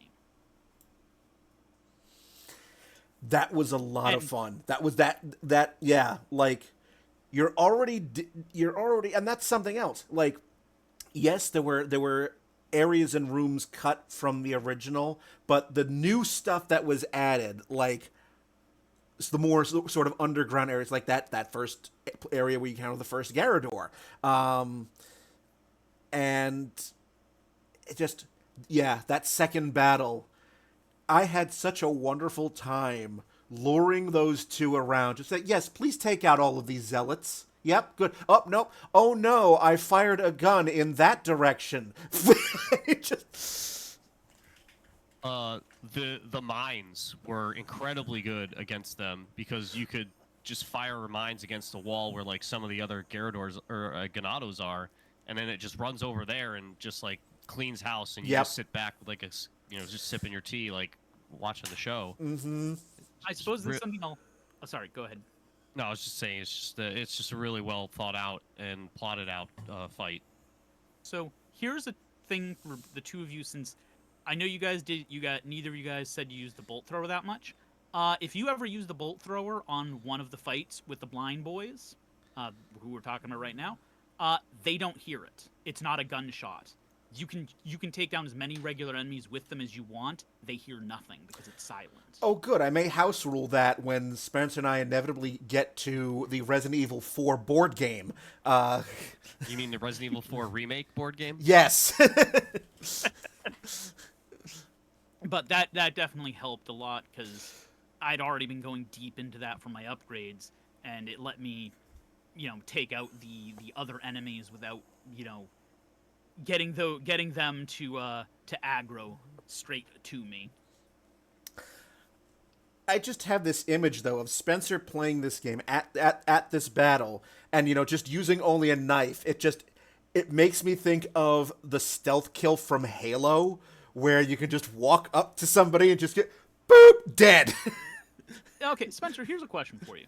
Out of curiosity, how many knives did you have to go through for that? Because I did that, and it took so much durability all at once. Did you have to have like 3 or 4? I had probably 5. I think I Okay. had 3 kitchen knives, a boot knife, and then it was my second playthrough that I did that, or not my second. It was like my 4th playthrough of that. That I did it. I did that on standard because I didn't want to have to deal with any other. I'm like going. I was going through all the like boss achievements that I hadn't cleared in the first couple of playthroughs. So I was like from the beginning of the game being like, okay, I'm not gonna really use many knives unless I have to. I'm only going to I'm gonna spend a lot of money upgrading the knife early on so I have it ready to go. It's talking about but yeah. playstyle changes. Like that was a major thing for me because everything other than your starting combat knife, hunting knife, I forget what it's called, the base knife that you start playing with. Yeah. Other than that, they pretty much all went into creating bolts for me for the bolt thrower. So I had to change my playstyle so that I was doing the best I could to not have to parry, so that I wouldn't be wasting my knife durability. So I would only be using the knife when I had somebody down to keep them from having the Plagas pop out. Because I didn't have extra knives to go around. So just another way that, depending on how you play that would, like, if I was playing without the bolt thrower, I would have a lot more knives and I'd probably be much more likely to do that kind of stuff. So, yeah. No, like I was mainly using the knives as like defense when I get grabbed to just like auto clear it instead of having to like do the mash to get out of being grabbed. That was the majority of what I was using knives for, especially in the early game. I didn't really get good at parrying until the Krauser fights later on, where they forced you to be good with it. Same. I was gonna say, I did use the knife to auto clear some of the quick time events when they grab you. But sometimes I found it was better to do it because if you have enemies in front of you and you got grabbed from behind, you will toss them at the other enemies and knock them down. Yep. And that was super useful sometimes. Yep. Spencer, what did you think of the room that has cost you so many speed runs? The long water fountain room. Waterhall was interesting. Waterhall, yes. They, them splitting it up into like 3 sections, instead of it being 2 sections, certainly made it a little more manageable. Like I was playing on the harder difficulty, so I was obviously dying everywhere, but I wasn't really struggling through that section. Which section are we talking about? So the Waterhall section where it's like the big courtroom where you have to with the cranks and everything. Okay, I got you now. I couldn't remember what the name of the area was. You guys are like the Waterhall, and I'm like, I just played through the game. I don't remember which one that is. Okay, yes. Yeah, where we have to crank to raise the. Yes. Absolutely. Because like I feel like it was probably about neutral change, because honestly, just the difference in Ashley's playstyle was really what made that room a lot better. Not having to worry about her. Better she is. Yeah, that's like the one, like to me, the one true obvious like positive change to the whole gameplay is just having Ashley not need to consume your healing items. Yes, and she's also just a lot more useful. She's not just there as somebody to scream. She seems smarter, especially if you have her standing back from you, where she will deliberately move away from the enemies and in smart ways. I will say it wasn't a true Resident Evil 4 experience without me hitting game over a couple of times because she was in my direct line of fire. So that only happened to me once, and it was with a grenade. Yeah, that happened to me a couple of times, and that was basically like, yes, now I've arrived. This is true. This is what Resident Evil 4 is all about. Because it's like, friendly fire works on the enemies, but also it works on you too. So, But no, she's far more useful. It was a couple of times got a little grating when, if an enemy were to hurt me enough to the point where I was in danger of dying and she would just wail. And I'm just like, yes, Ashley, I know I'm about to die. Don't worry, I've got this. But And then you die. And then you die. But on the whole, yes, Spencer, not having Ashley have a whole separate life bar where I have to go, oh, do I want to use this green herb on myself or put it on Ashley or no, just very quick, like, okay, she gets hit, she's she's becomes vulnerable, and you either have to, clear the immediate area and get her back up, or just wait it out. But no, she was a lot more useful this time, and it was a very, very welcome change. Yeah, her whole character, just from gameplay as well as story, is just more realistic and better. Yeah. For the whole, just on the whole, like, it's really not much more to say than that, because like, it's just so obviously better. It's just the one thing that like is obviously better about the game, in my opinion. Everything else is debatable, but I don't think anyone in their right mind would be like, yeah, I think the Ashley from the OG is better. No, like her mechanically is 100% better. I think her personality and the way they characterize her is better in this, with an asterisk, and the asterisk is just, as much as the original one could be annoying, she definitely had a strong personality, and I feel like they toned that down here. And I think it is overall a positive change, without a doubt. But I do feel like she definitely has... It feels like she has less of a personality overall, just because she isn't quite as loud and in your face as she could be in the original. She's definitely less of a brat in this version. Yeah, like... She's definitely. But I still think it's a positive overall. Yeah, she's definitely less of a spoiled brat, and also she's like, okay, just we have to remember she's 18, or she's 18 or 19. Like, I think she's actually 21. 20. She's they aged her a bit in here. Okay. No. Even in the original, she's always. Like, she's yeah, always, she's I thought been she was in 18. All right, well. No, she's in college when she gets kidnapped in the original. She's like junior in college, I think. Okay. Third year. Anyway, but no. Junior.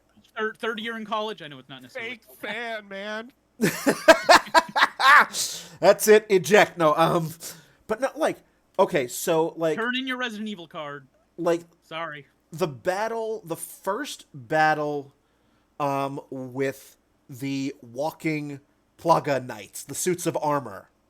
They were in the original game. I felt like that was one of the big things for me, was the Armadura. I'm like, they felt so goofy and cheesy in the original, and they actually made them scarier in this.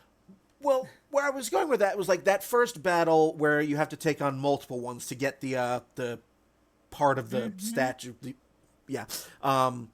Where she's up on the balcony above, throwing down like the blue light, the blue candle lights to freeze them in place. I'm like, well, holy shit! You're For me. God, whoa! Where's this been all my life? Like, I was thinking more of yes, that part is. I was thinking more of when she is when you're controlling her and you're dealing with them. yes, that is where they felt frightening. Yes. Because you have no weapon. You have nothing. It's like, oh, and also you have no life bar. So it's it's an instant kill. And they play... here's the thing. I don't think it's actually an instant kill. You just don't have a life bar. I swear one of the times I was hit, but I was only hit glancingly, and I survived. Yeah, a glancing blow, all right, but like a direct... it's one direct hit, and yeah, you're done. But they, like, one thing I meant, like, they did such a good job with the atmosphere, and this is probably one of the best points with it, when you're just playing her alone, and you're in the pitch black, not pitch black, but the very black library up until you get the lantern. and you just have these things moving around you, and it's like, oh, this is no bueno. No, please. Yeah. Let's not. Let's. Let's not in a good way. They did a very good job, sort of drawing the anxiety that's there, especially when you solve that last puzzle and you have to race back, and it's just like, oh crap, here they all come, and you just. Yeah, it feels like what they wanted Sherry to be in Resident Evil 2. The parts where you had to control her. And I don't know how the remake goes because I haven't played it. I will save my thoughts on that for another time.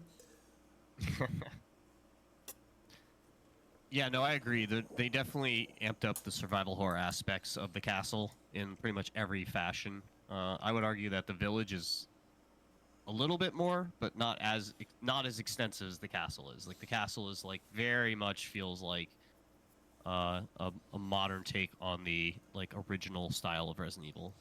Absolutely. I think part of why the village might seem more is because you don't have as many weapons upgraded, which that definitely helps you out in the castle, especially the latter half of the castle, where you probably have your weapon, your primary weapon maxed out on damage by that point. At least maxed out for as much as you can upgrade at that point. I don't think you unlock the level 5 up with 4 and 5 upgrade at that point yet. But you at least got. I had my Red 9 maxed out before the Verdugo fight, like completely maxed out. I was super focused on that. Do you remember where they because I know because you only have up to level 3. When do they unlock up to level 5? I forget. I feel like at that point. Is it when you get to the castle? No, it's like I don't remember exactly when. It might be a little bit. It might be like the merchant before you fight Verdugo, where you get that final one. But I'm not super remembering it right now at this point. But yeah, no, I was like super focused on getting the R9 as far and up as upgraded as possible. Because like I had said before, when we got to the Novistador section, and it was just shredding them. Yeah. It was definitely a harder section than the original, but at the same time, it didn't feel as like dangerous combat-wise because I was just like able to just pick them all off from distance. So you could see them a little bit easier, I feel like, in the remake when they were invisible. In answer to your question, Ronnie, it's right around the hedge maze part of the castle is when you get access to 4 and 5. Yeah. Okay, thank you. I will say the Hive was definitely more difficult for me than it probably was for both of you guys, because my upgrades had mostly been going into the bolt thrower, and I did not feel comfortable using the bolt thrower in the place of endless cliffs. So I was using my less upgraded handgun for that part of the game. But it was fine. They don't take that many shots. Yeah, they're very better balanced for sure. I feel like than in the original in terms of how strong they are. No, but I was definitely with Spencer there in my first playthrough. My Red 9 was my primary weapon, and so it was just like one, just like all right. It was one-shotting these things. It was beautiful. I think my handgun, which wasn't unupgraded, but it wasn't fully upgraded. It was probably like level 3 damage. I think it takes 3 shots to take them down. But I can often hit them with one shot, get them to drop, and then knife them.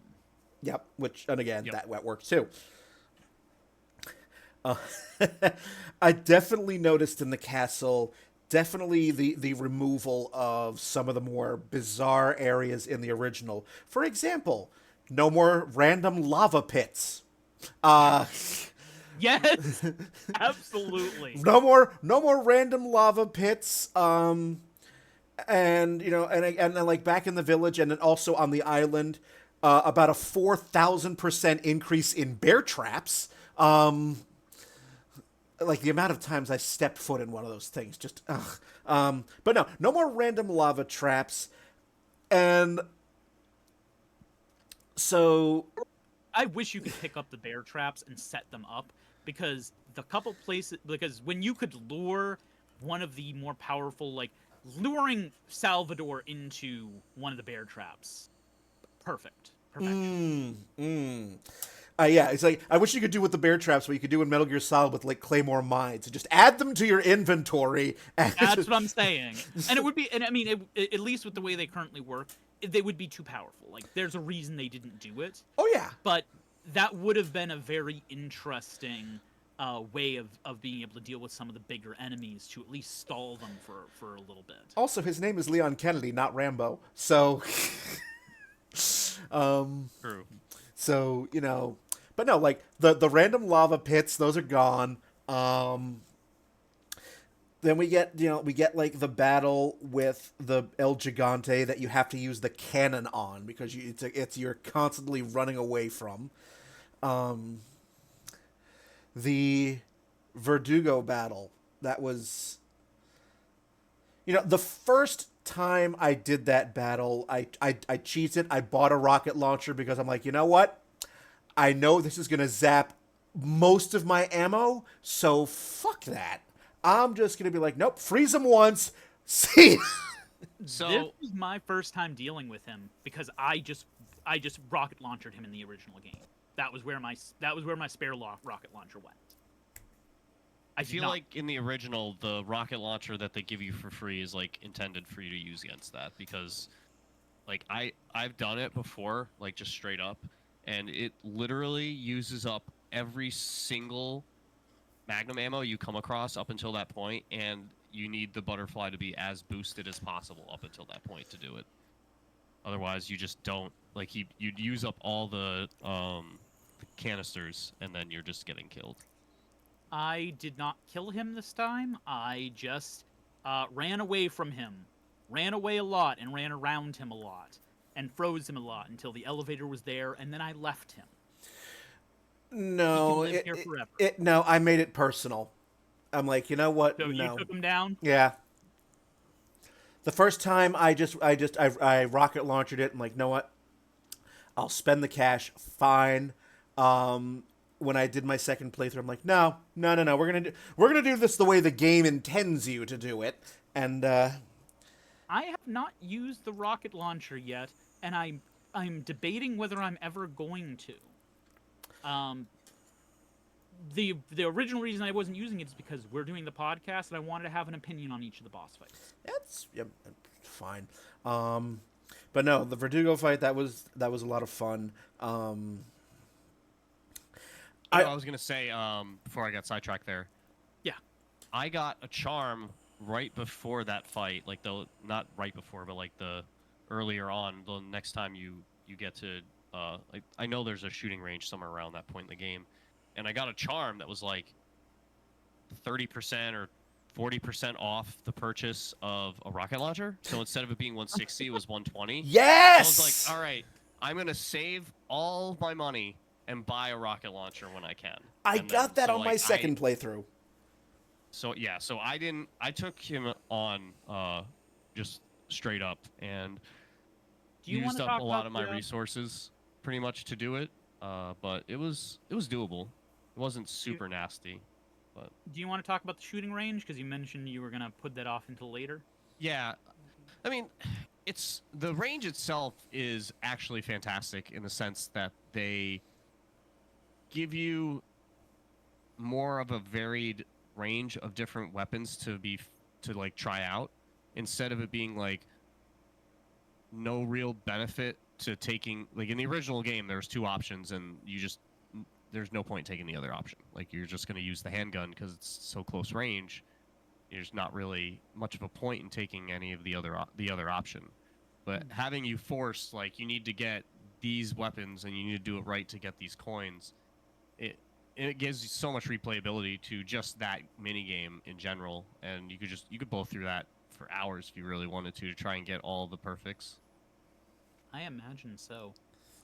Because I was on a very strict time deadline where I had 3 days to get through the game, I did that minigame once. And then I went, okay, I know what this is like. Time to continue to try to finish this game, y'all. Um, and I was lucky enough because you get silver and gold tokens from the from treasures throughout the castle and beyond.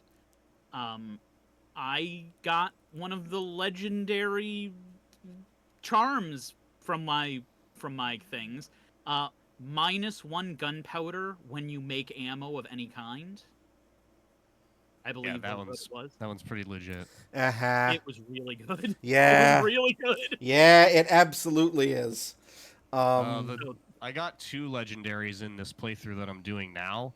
One of them is 100% increase in money for any sold healing item. So like I'm selling red, green, yellows for 20k. It's insanely stupid how much money I have in that run.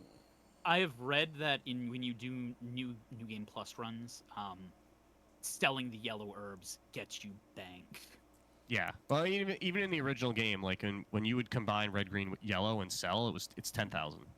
So like that's like already established. But obviously, most of the time, casually, you're not going to do that because you want those heals. Because you want the yellow herbs to increase your maximum health. You absolutely do, and like selling just. I managed to get this on my second playthrough. I managed to sell to the merchant a treasure in which I used all the colors. 100,000? 100,000, yep. They say it does. Same with me. The elegant crown, I think it was. Yeah, it's one that holds like 5. And so I'm just like, all right, I'll be one of every color and just, oh, hello. But yes, the little achievement pops up, and you're like, "Ooh, look! I did a thing." I did a thing. Yes. So, with everything that happened in the castle, again, no more random lava pits.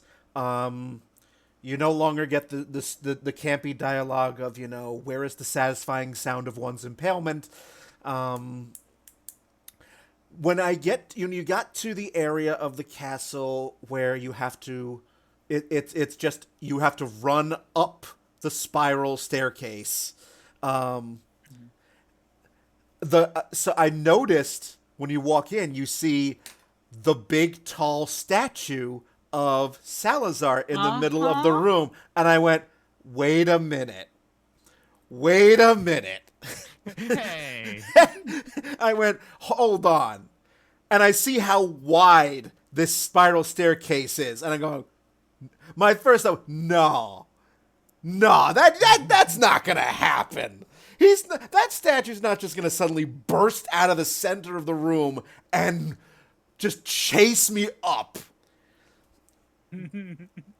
Which it didn't, but it did do a thing. It did do a thing. It spat fire at you and made the ascent, a little more difficult. I was point blank range when it spit fire the first time. Oops! I did not survive. Did you order original recipe or extra crispy? One thing I will say, they did a really good job of the quick saves hitting in the right places. Because I never felt like when I died, I got kicked back as far as you could in other games. I mean, even the original is really good about that. Being like every door being a checkpoint kind of thing. That's just, they understand pacing really well. Like that's. And once again, that wasn't a criticism of the original. That was just, I played a lot of games that don't do it as well, so I appreciate it when they do. Yeah. Well, I mean, it's nice that they understood how important the pacing of the original was to why it was so popular and timeless. So, because like a lot of time when they remake games, and they kind of just like forget some of the aspects of why it was so successful. Be like, oh, well, games don't do that anymore. And it's like, well, that doesn't mean that it can't still be successful. Yeah. Absolutely. I just want to give you a quick time check. It is 3:00. So. Sure. Yep, I don't have too much more about the castle I wanted to talk about. I loved the Red Zealots. I love that change. Oh, it's a fantastic way to make them more than just a bullet sponge, which is really what they were in the OG. Where it's just like they were like almost always going to be a Plaga, and you knew it was going to take a lot of damage to get them to Plaga. Just making them have like an actual like messing with the Plaga and controlling it a little bit so that you are stunned, and it's just like very well designed, very well thought out. It made a lot of the minor fights in the castle a lot more strategic and difficult, but not in a cheap way where you're like really frustrated. It's Absolutely. Like, oh, I gotta play this completely differently now that this red zealot can just stun me at any moment if I'm not prepared for it. I appreciate that in almost in every, or at least almost every time you run across a red zealot, you have the opportunity to take it down immediately if you know what you're doing. Yeah. And I really appreciate that, because it means that if you play smart, you cannot have to deal with it. And that, like I said, like there are times where that made the battle for me. Absolutely. And just I was, when I saw that the first time, I was just so happy that they had, it's like, okay, they're obviously in red, there's a rank difference. And in the remake, yeah, you're absolutely right, Spencer. Just in the original, they were just, okay, they're just harder zealots. But here, it's like, oh, they've got rank, and oh, they've got significance now. And suddenly, this room with just a red zealot and a bunch of other ones, that's like, all right, fine. And suddenly, Gloria las Plagas! And then suddenly all 7 or 8 of them just sprout. And not only do they sprout with Plagas, but they introduce the second one that can just instantly devour you.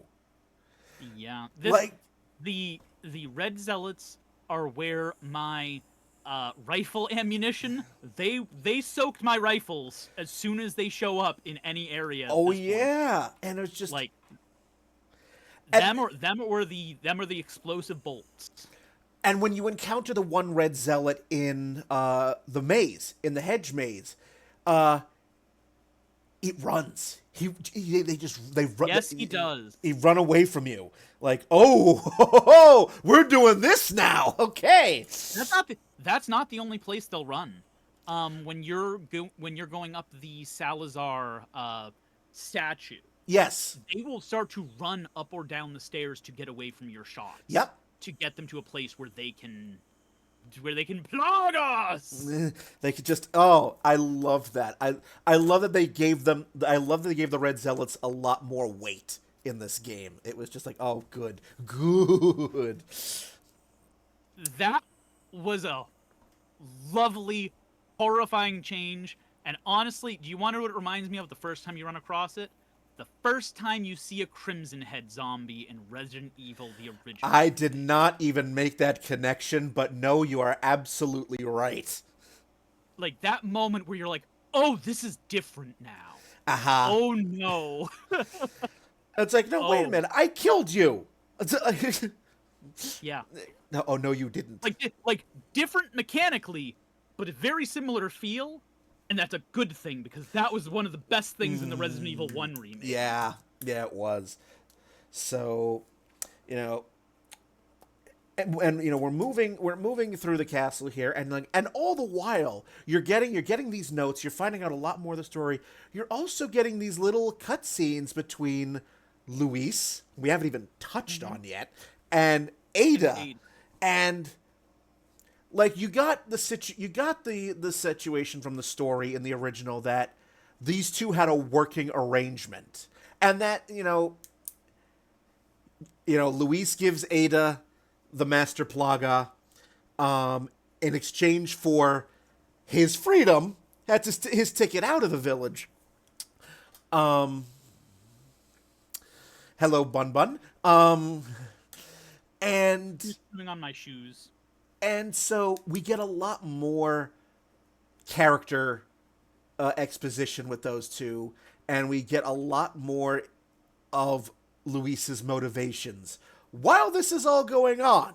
So I very much appreciated that, again, from the story point of view. And this is my first time seeing the redesign of Ada, and I like it a lot. Because I hadn't done the RE2 remake. Right. So, No, I thought it was a very, very, very welcome thing. I do love the expanded backstory that Capcom put in for the remake. But while this is going on, Leon is just going up the staircase, and then we get to the Salazar boss fight. Ugh. Horrible. It's easily my least favorite fight in the entire game. Oh, Really all right. disappointed with it. Talk about it. Go ahead. Just, I didn't like how they had this like weird tiered area where you fight in, and then they restrict it by having him poop on the floor, and then it like hurts you and stumbles you.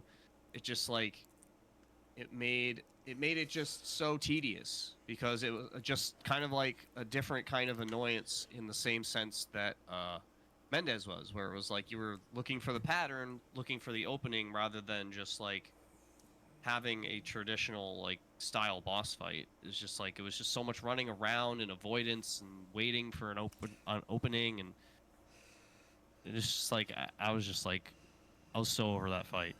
I'm glad that they let you be able to just throw an egg at him, like a gold egg at him right at the start, and you can kill him one shot. Yeah. Oh, no, I didn't. well, not one shot, but almost one shot. It takes 70% of his health away. I didn't know that. Again, like I used the gold egg in the side quest where you have to throw it at the. So, I beat him twice. I beat him once, with the egg, and then I went back and beat him again legitimately, so I could see how the fight was supposed to play out. What did you end up using for the fight, Spencer, for your weapon? What were you throwing at him? At that point, it was mostly the LP5. Okay. So I was just gonna kind say, of popping down- up and using the staircase to protect myself, and then just kind of lean out and shoot him a bunch. And That makes sense. I was gonna say, I had a relatively easy time with him. I had the broken butterfly, and it was not fully upgraded for damage, but I did buy the ticket to be able to get the automatic, get the bonus automatically, and threw it on it. So it had 1.5 damage already on top of like 2 damage upgrades, and Salazar went down pretty fast. oh yeah, for sure. That was yeah, me I with the used my shotgun. upgrade on my RE9, so Yeah. That makes sense. That's what you were using most of the time. Yeah, it was just like I liked the dialogue, because you'd like, okay, he's definitely he's drawing upon his knowledge of literature here, as he's literature and theater, as he's insulting you. But the battle itself, for me, I didn't have really an opinion one way or the other. It's like, oh, you move now. Oh, that's a thing. That's a little annoying, but for me, sort of a net neutral. That was all right. Beat him. I will say, if you ever do it, Brian, the throwing the golden egg does a massive amount of damage. Expect to have to do it a bunch of times though, because the egg is not super easy to hit him with, and you have to hit him directly in his body for it to actually do anything. It can't hit anywhere else. All right. No, it's just so because I know that you can use the gold egg on that one side quest where you deck his portrait with it. Is that the only gold egg in the game? There's you get a gold egg from the chickens in the Delago Lake. So like if you go to the far north side of the lake, there's like a very small area Yep. that you I know can what you're talking dock about. at, and there's like 3 or 4 chickens there. One of them, or there's a gold egg up there. Oh, okay. I will have. I think it's actually on the right side of the lake. But yeah, it's just a little tiny area. No, I remember that because there was a side quest that involved one of them. So, all right. And then you can get the second one in the throne room. But here's the thing: that quest in the throne room you're talking about, Brian, you can use a regular egg. You don't have to use the gold egg for that. Okay, I thought it was And specifically gold egg. All right. Well, any egg, and there's chickens there that lay eggs. You yes. just have to wait. Yep, that I knew. But all right, cool. I thought it had to be the gold egg specifically. But all right, good to know for my when I eventually do the third playthrough of that game. But yes, after that, I guess if we're all done with the castle, High Winged 41, the amount of satisfaction I had when you finally killed Salazar was immense. I mean, just Salazar is an annoying prat, whether he's in the original or in the remake. And that's that. So I guess if everyone's done with the castle, we'll go to the island then. I just wanted to touch a little bit on the entire section where you team up with Luis, and then the subsequent Krauser introduction, like faithful or true introduction to Krauser. Yeah.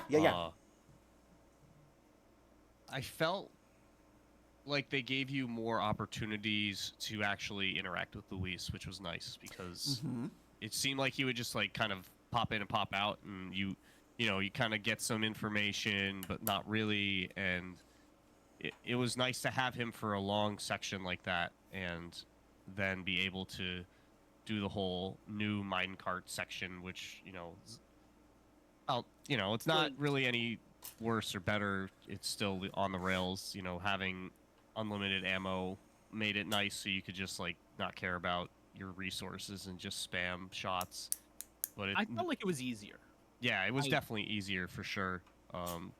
They kind of balanced that out by doing it that way. I guess they. I don't think they necessarily made it better, but they definitely made it easier.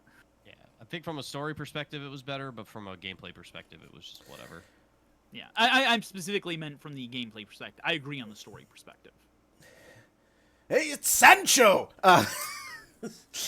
But no, it's just Strong words for a squire. I just the more you got to spend with him, again, it's just the tweaks that Capcom made to the secondary characters. I just thought overall was really, really good, which actually made his eventual demise a bit more painful. And also the way that he dies, which makes much more sense in the remake than it ever did in the original, death by hentai. So it's a good way to go. Death by tentacle porn. Just, and the fact that Luis was also a character that spoke to you over radio as well. It wasn't just Hunnigan and the way it was in the original, where it was Hunnigan, Salazar, and Sadler. Yep. Yeah, I agreed wholeheartedly. Like, and again, the whole minecart thing.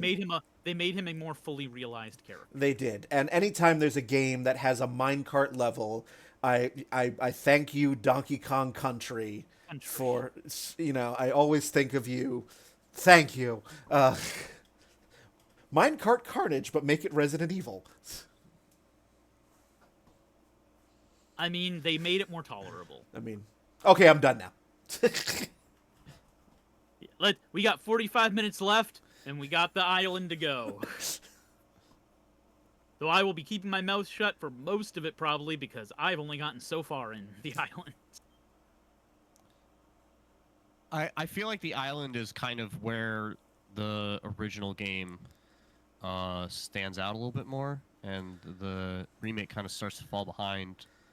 It's not as well paced, in my opinion, and there's just a lot of unusual decisions that they make with the flow of the pacing that kind of like not slow it down to a halt, but like it's a little grindier than I kind of feel like it should have been. I can see that.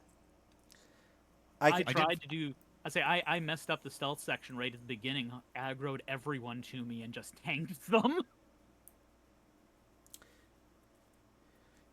Yeah, probably not the intended way of doing it. Yeah, I kind of did that as well. Like I triggered the alarm, but I raced back to almost near the beginning and just let them come to me. Just like, all right, you're gonna do this? Fine. I'm just gonna pick you off. It's one of the benefits of using the bolt thrower. I had a bunch of them come, and I just mowed them down with the bolt thrower. And then before the next group got there, I'd run over and grab my bolts back and run back. So I wasn't running low on ammo from doing it. And I don't know if I would have been able to do it otherwise. And I was just like, back. I stepped back. I'm just picking everyone off with the rifle. Just like, all right, good. Here's not JJ. Let's and just up and up. It's Boar Man again. And The Boar Man was like, did they make him easier on purpose? Because he went down remarkably fast. or your weapons were just that upgraded. I mean, sure, but I don't remember him going down that fast in the original, and I had my stuff, like, yeah. I don't know. What was interesting was because when Spencer was mentioning earlier mini bosses being improved, I agree in almost all cases except for the Boar Man. I will say adding the automatic machine gun lasers of death, that was an interesting touch. Yeah, and I did like that. I feel like I would have liked this part better if I had stealthed it and hadn't immediately aggroed someone by mistake. That's I was just like, all right, I've picked you all off. Now I can loot you all and just. But they didn't make it hard enough that I had to stealth it. Nah. When they discovered me, I just ended them and went, okay, I guess we're done with this part of the game. I guess we're moving on. Done and dusted. All right. But I can definitely understand it feeling a bit grindier, Spencer.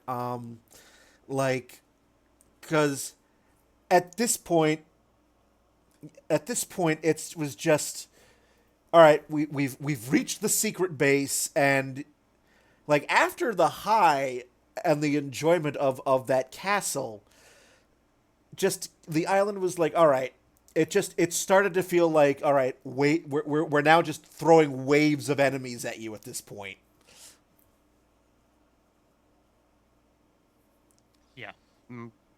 Like, there's still some good parts. Like, the Regenerators are fantastic. Yes. And I love them. Oh, I love yeah. them so much. They're still to this day my favorite Resident Evil enemy. Especially the stronger ones. Like they are my favorite regular enemy. I like a couple bosses in games more than them, but out of the regular enemies and mini bosses in the games, absolutely Regenerators, one of the best things they did. Like the ones that you like, the Regenerators, like the ones that you think that you've got them all, but then they get up and it's like, oh wait a minute, there was one Plaga hiding in their head, and now they are and now there's spikes coming out of their bodies, and oh crap, it's slithering toward me, and shit. I'm glad to hear they didn't drop the ball there, because once again, I am right at the point where I'm going to see my first Regenerator on the island. And they were my favorite part of the original game.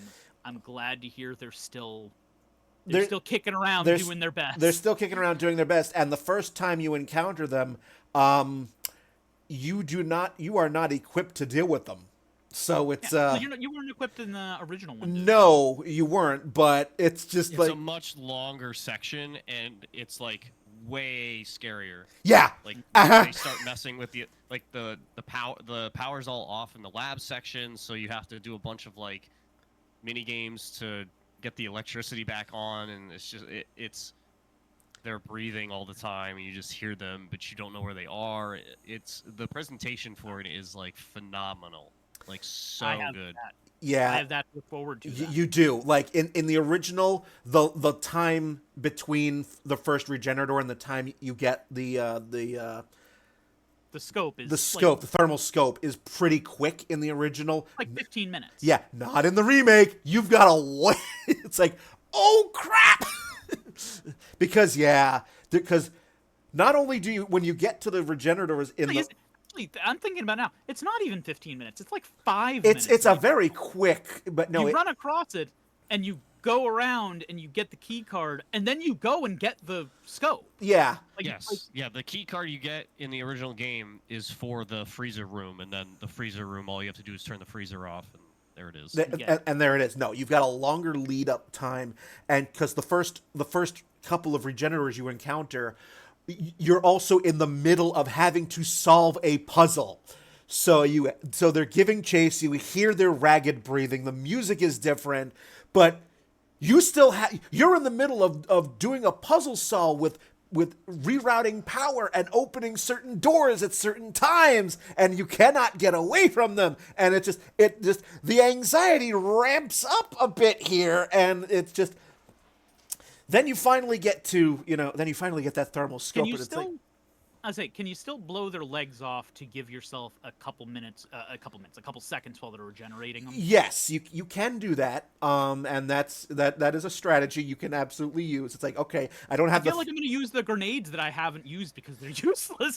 yeah. So yes, that is a viable strategy. They regenerate a little quicker, but you can buy yourself a few precious seconds, and then of course, yes, we get to the harder. The harder regenerators that have, instead of just having like your 3 or so plagas, there's like 8. Iron Maidens. Yeah. Yes, the Iron Maidens. Yes, Wing 41. And again, they're slithering around, and there's this one area of the island where you and Ashley are together, but you have to be separated to solve a puzzle. And once you solve the puzzle, it triggers a wave of enemies plus a regenerator. So now you have to race back, Oh no. save Ashley from the guards while having a regenerator breathe down your neck. It's great. It is absolutely wonderful, and I think you're going to have fun, Ronnie, is what I'm going to say. I think you're going to have a blast with these guys. No, one thing I'll give Resident Evil 4, the original, and it sounds like the remake, credit for is in a lot of Resident Evils, the end of the game is the easiest part of the game because you have all the weapons, you have all the ammo, you have everything built up. And in Resident Evil 4, once they introduced the regenerators, like, oh no, now you are dealing with some of the harder parts of the game because your stash of everything you held up to this point, that's not going to help you. Not necessarily, no. It's it is good fun. It is very, very good fun. Which is why it's so disappointing that the rest of the island is just like the opposite. It's just like it's like you haven't gotten there yet, but Yeah, I was gonna say, you guys talk amongst yourselves. I don't know a whole lot. like it's so sloggy. Like you're just. It's funny because like there's always these complaints about how the island in the original is like so action focused, and like it seemed like there was one of the biggest complaints about the original game is just how the island is like so action heavy, like everybody's got guns and explosions, blah blah blah, and you would think that was one of the things that they would focus on and adjust, and if anything they go in the opposite direction and just like they don't make it any more survival horror-y or like keep the action aspect of it. They just make it very grindy where like most of the enemies are just bullet sponges, and it's only hard because you just like unless you're going to expend your like most valuable resources on all the enemies, you're just going to be like, "Oh, this is boring. I have to sit here and shoot forever to take out like 3 guys." Okay. I can see that. I mean, I didn't, there's definitely a few points in the island where it lags. Like I do kind of miss the whole sequence from the original where apparently Ashley just has the knowledge of driving heavy machinery, and just going. Well, yeah, they kind of do that with the whole like with the wrecking ball yeah. thing, but like it's just so sloggy. You're like because you're like waiting. It's a time-based thing because she's got to yep. break it. I mean, granted, there's like the get around where if you use like a bunch of large grenades against the wall, it'll break on its own, and you only have to have one wrecking ball hit to break it. But that's assuming you haven't used your grenades because again, it's so sloggy. You probably have been using those large grenades. Yeah. So, but for me, the highlights, the couple of highlights in the island are specifically the Regenerators and the fight with Krauser. Like, this is where, if you're looking at the game from a narrative perspective, this is where the Krauser's story really comes into focus, because here is where you get the exposition of why he's here and what his connection with Leon is, as opposed to the original where he's just like, oh, hi, it's me. Like, which again makes the battle that follows a more exciting battle to me. It's like, because now you know the motivations behind it, as opposed to just, here's some guy. I wish Leon had given us a bit of that backstory earlier. Once he sees Krauser and knows that he's there, I can see that. I feel like they waited too long. I'm not saying that overall that it's a bad thing. I just really wish that was something they had planted a little bit more about their connection to each other earlier in the game. Once he realizes Krauser's there, even just telling Hunnigan. Yeah, I can reporting see in that. about it, and oh, it has this it has this connection or something like that. Just something to give us some breadcrumbs. Because it's already established earlier in the game. Like, Leon asks Hunnigan for intel on Luis. Yes, absolutely. So you've already laid that precedent in there, so you could ask Hunnigan, hey, this guy was supposed to be dead. He's alive. Can you? But no, I can see that point. I mean, we do get it, but I can see where you as a writer, you would have put that earlier. Absolutely. Once Leon figures out that he's there, it seems very natural to go, hey, go dig up some intel, figure out how this guy is here. He's supposed to be dead. Like, that seems... And then she can come back with some information. And even if we don't get all of it, we get more of it later, but at least it gives us breadcrumbs to start putting stuff together. I can see that. I can absolutely see that. But once again, it's pretty minor, and also, it's one of those places where I go, I don't think they wanted to change things that drastically. Yeah, but because we get more of Krauser's story, and he's elevated more in the remake, because, instead of Sadler being the one to kill Luis, it's Krauser. Good change. Yes. This also means that Wesker takes a bit more of a behind-the-scenes role in the game, as opposed to in the original, Wesker, Ada, and Krauser are all on the same team, so to speak. Mm-hmm. Whereas the remake, that's not really readily apparent or apparent at all. Like, the story plays out much more as if Ada and Wesker are on the same team. Krauser is convenient, but he is there doing his own thing.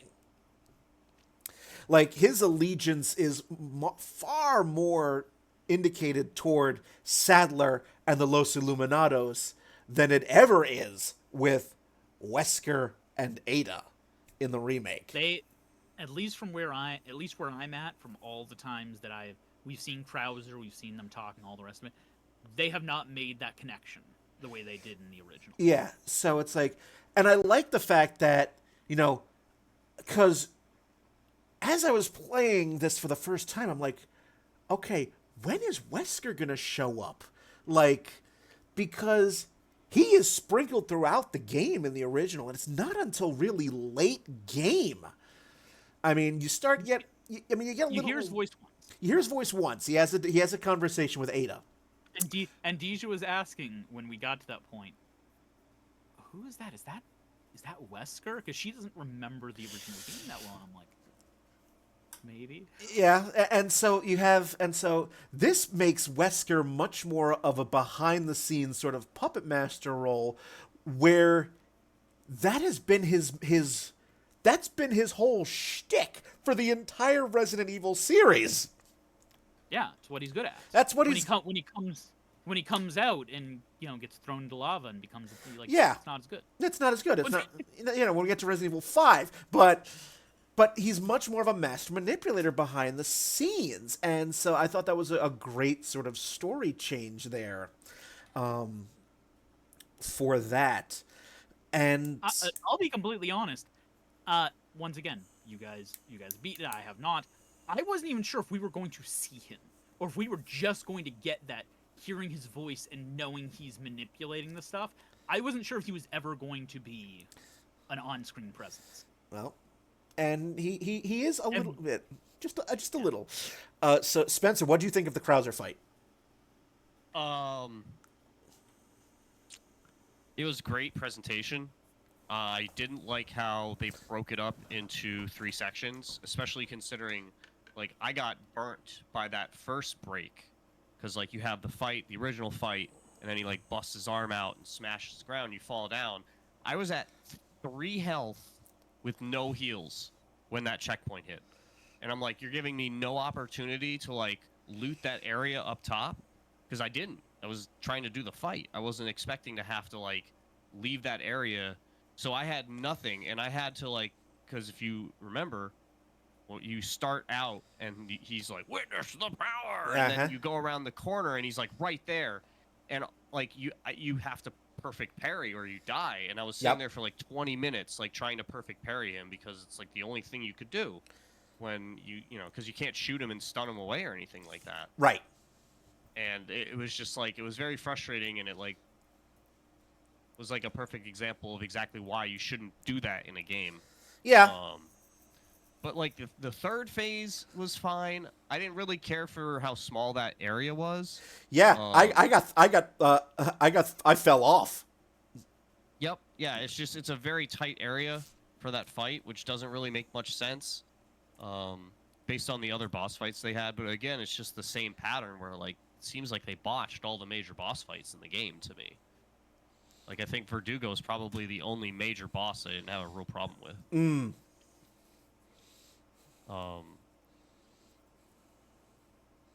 Other than that, like, I feel like it was fine. I honestly liked the pre-fight where Luis dies more so than I enjoyed the actual fight with Bowser. Yeah. Like, just the knife fight was way better done, and it's, a lot more interesting than sitting through a 2-minute cutscene hitting QTEs. Even though that's an iconic cutscene from that game. It is, but I was... Yeah, it definitely is one of the most iconic scenes of the game, but I was very, very grateful for the removal of most of the QuickTime events. Like, the buttons that came up to parry or dodge are the same buttons you have been using the entire game. It's not like, oh, here's a hey, AB! Or no, now it's R1L1! It's... So... It made that it made that manageable for me. Yes. That was... I'm pretty sure the most deaths I had in the game were the Krauser QuickTime event. Yeah, that was definitely when I played the original for the first time. That same spot was where I had the most deaths, right there. So, but no, I was okay with the main Krauser battle again. I'm a stickler for narrative. That's a thing. That's my thing. So. That worked well for me. And then we have, our good friend Mike. Yeah. This whole part of the game is like, I didn't like it. I felt like it was much worse. I think everything after Krauser is pretty disappointing. Yeah, there's not much game left after that. Yeah, and like it just continues that trend of just being, like, too grindy, and it kind of just pulls the pacing to, like, a halt, like having to, like, blow up the anti-aircraft gun that just, like, why is there an anti-aircraft gun here? Like, I don't even, like, it's just like that whole section should have been way cleaner and quicker than it was. Yeah, there's a little bit of a disjoint there, because that's Action Jackson, guns going off and waves of enemies. I mean, this is your action movie right here. And there's a disjoint there when you have to stop the action where you have your Mike, your friend, he's mowing down enemies and blowing up buildings, but then you have to pause the action because there's an anti-aircraft missile, and so Mike has to go away until you resolve the anti-aircraft gun, and then okay. I will say, an anti-aircraft gun on the island that is a giant cult military base, it at least makes logical sense why they would have something like that. I agree there. Whether it's a good choice from how they execute on it, but I'll at least say it makes sense that it's there. Oh yes, narratively and logistically, absolutely makes sense. But if you were somebody who played the original, you're used to that section of the game just being bam, bam, bam, nonstop action, and that sort of breaks it up a bit. Now there's a pause in the action. It's like, we went from this guns a-blazing, music pumping to, now we have to resolve this. And then, once you take care of the anti-aircraft, and then it's back to, and just, it does. I can see Spencer's point about it definitely breaking up the pace and making it feel a bit grindy. Like, okay, maybe it feels like a little padding here. So I can absolutely see where it comes from, pace-wise. Considering how positive I've been on the rest of the game up to this point, I really wish I'd gotten through this stuff just to be able to give an opinion on it, because where I'm at, I'm like 10 out of 10. You're right at the point where it gets stupid. And then I was about to say, that's what it sounds like. The whole Wrecking Ball section, too, is just like so grindy and just like falling asleep levels of just like, can we just move on, please? Well, your opinion may be different, Ronnie, so you'll have to let me know when you get there. Once again, we'll see when I get through it, because at this point, I'm willing to give it the benefit of the doubt, because it has executed so well for me. But who knows? Yeah. This would not be the first game that didn't stick the landing. And again, like, I still absolutely love the game. Like, yes, it's like a top 20 all-time game for me. Oh yeah, like, I just don't. There is enough flaws in it that keep it out of the top 10 for me. And that's fine. Like, this is still a very enjoyable. I am definitely going to be playing this at least a couple more times. So, like, hopefully with the primal knife, if you got all the clockwork guys. Which I did not. That's so I'm not a completionist, but yeah, like, if I hear one of those in a room, I'll look for it. But other than that, I wasn't actively looking for those. It's really frustrating because I was on such a time crunch. I found where they were in every chapter, but I only got about half of them. Why? Because I'd be in the area where they're making the noise. I would look around, and if I couldn't find them in a minute or two, I would go, okay, I need to just keep going, because once again, I had a very set to try to get done before the podcast. Well, once we're done here, and you can start the game over and take it at your leisure. I was going to say, at the very least, I got every one of them after the castle, which means, worst comes to worst, I only have to play up till the castle, and then I can get the primal knife. And then, of course, after all that, we reach, of course, the big cheese himself. No, not Mendez, that other big cheese. We get to Sadler himself. You mean Salazar, right? Yeah. Oh, wait, no. No, not that one. We get to Sadler, finally. Oh, and is it sad? I am so happy that my first playthrough, I had that rocket launcher for that fight, because on the second playthrough when I actually did the fight, I was like, wow, this is silly. Like, all the Novisadors flying around, and just like, it's just like, what are we doing? Like, I think this is a change from the original. Yes. You can buy. Well, no. I don't mean the. Sorry. What I'm gonna say. You can buy a second rocket launcher from the merchant now. After Verdugo, he restocks. You could buy unlimited rocket launchers in the original. I thought you could only buy one. No. Could you? Okay. The speedrun buys them for like almost every Okay. Oh yeah. Okay. Oh yeah, Then that's just my memory. yeah, But I know they nerfed the rocket launcher in the remake in comparison. Like, it's Okay. way more expensive. You probably can only get two, just because of how much money it costs to do it. yeah. Yeah.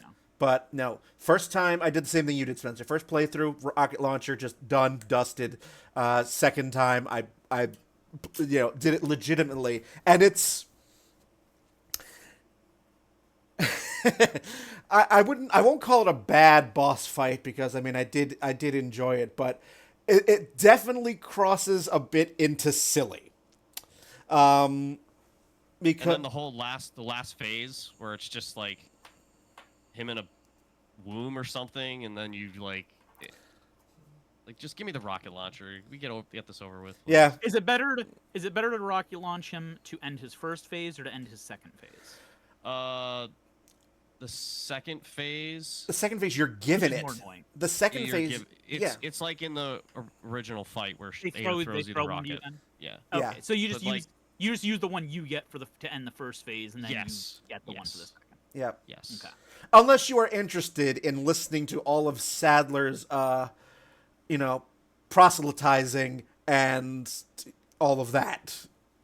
Oh, I'll probably do a run where I actually do fight him properly. But the first time I do it, I'm gonna shoot him in the face as hard as possible with a giant fucking rocket. Yeah. So the rocket launcher again that it clears the first phase, and then again Ada gives you. I need to teach him to keep his tentacles to himself. Yes. Unless that's your kink. We know we don't kink shame here. No means no. Consent is key. Yes, absolutely. So, and then we get the ending, which is a bit different from the original as well. I like the ambiguity of some of that. Also, thank you. They've revised the dialogue where Ashley directly propositions Leon. Thank you.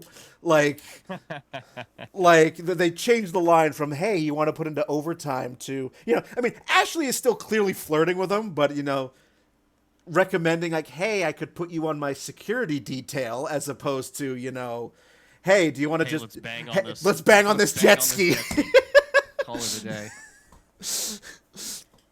So, but yeah, let's, like, on the whole, I really, really, really enjoy the remake. It is, like, I enjoyed the original, but I absolutely enjoyed the remake. For all of its flaws that we've mentioned, at least to me, they're all relatively minor.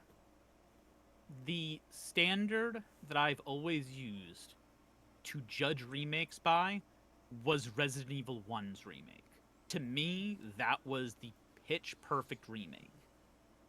This is right up there with it. Like, this is one of my favorite remakes. Up to where I'm at. Like I said, maybe my opinion will change because there's some stuff I haven't seen yet, but to where I'm at on the island, that whole first, 3/4 of the game, like, this is good. Like, good in a way that it was hard for me to appreciate. Like, I knew how important RE4 was, but it wasn't for me in a lot of ways, and this did a huge part at fixing almost every one of my complaints. It's not that there aren't still, like, nitpicks that I have, but every major complaint I had with the game was either removed or minimized in this.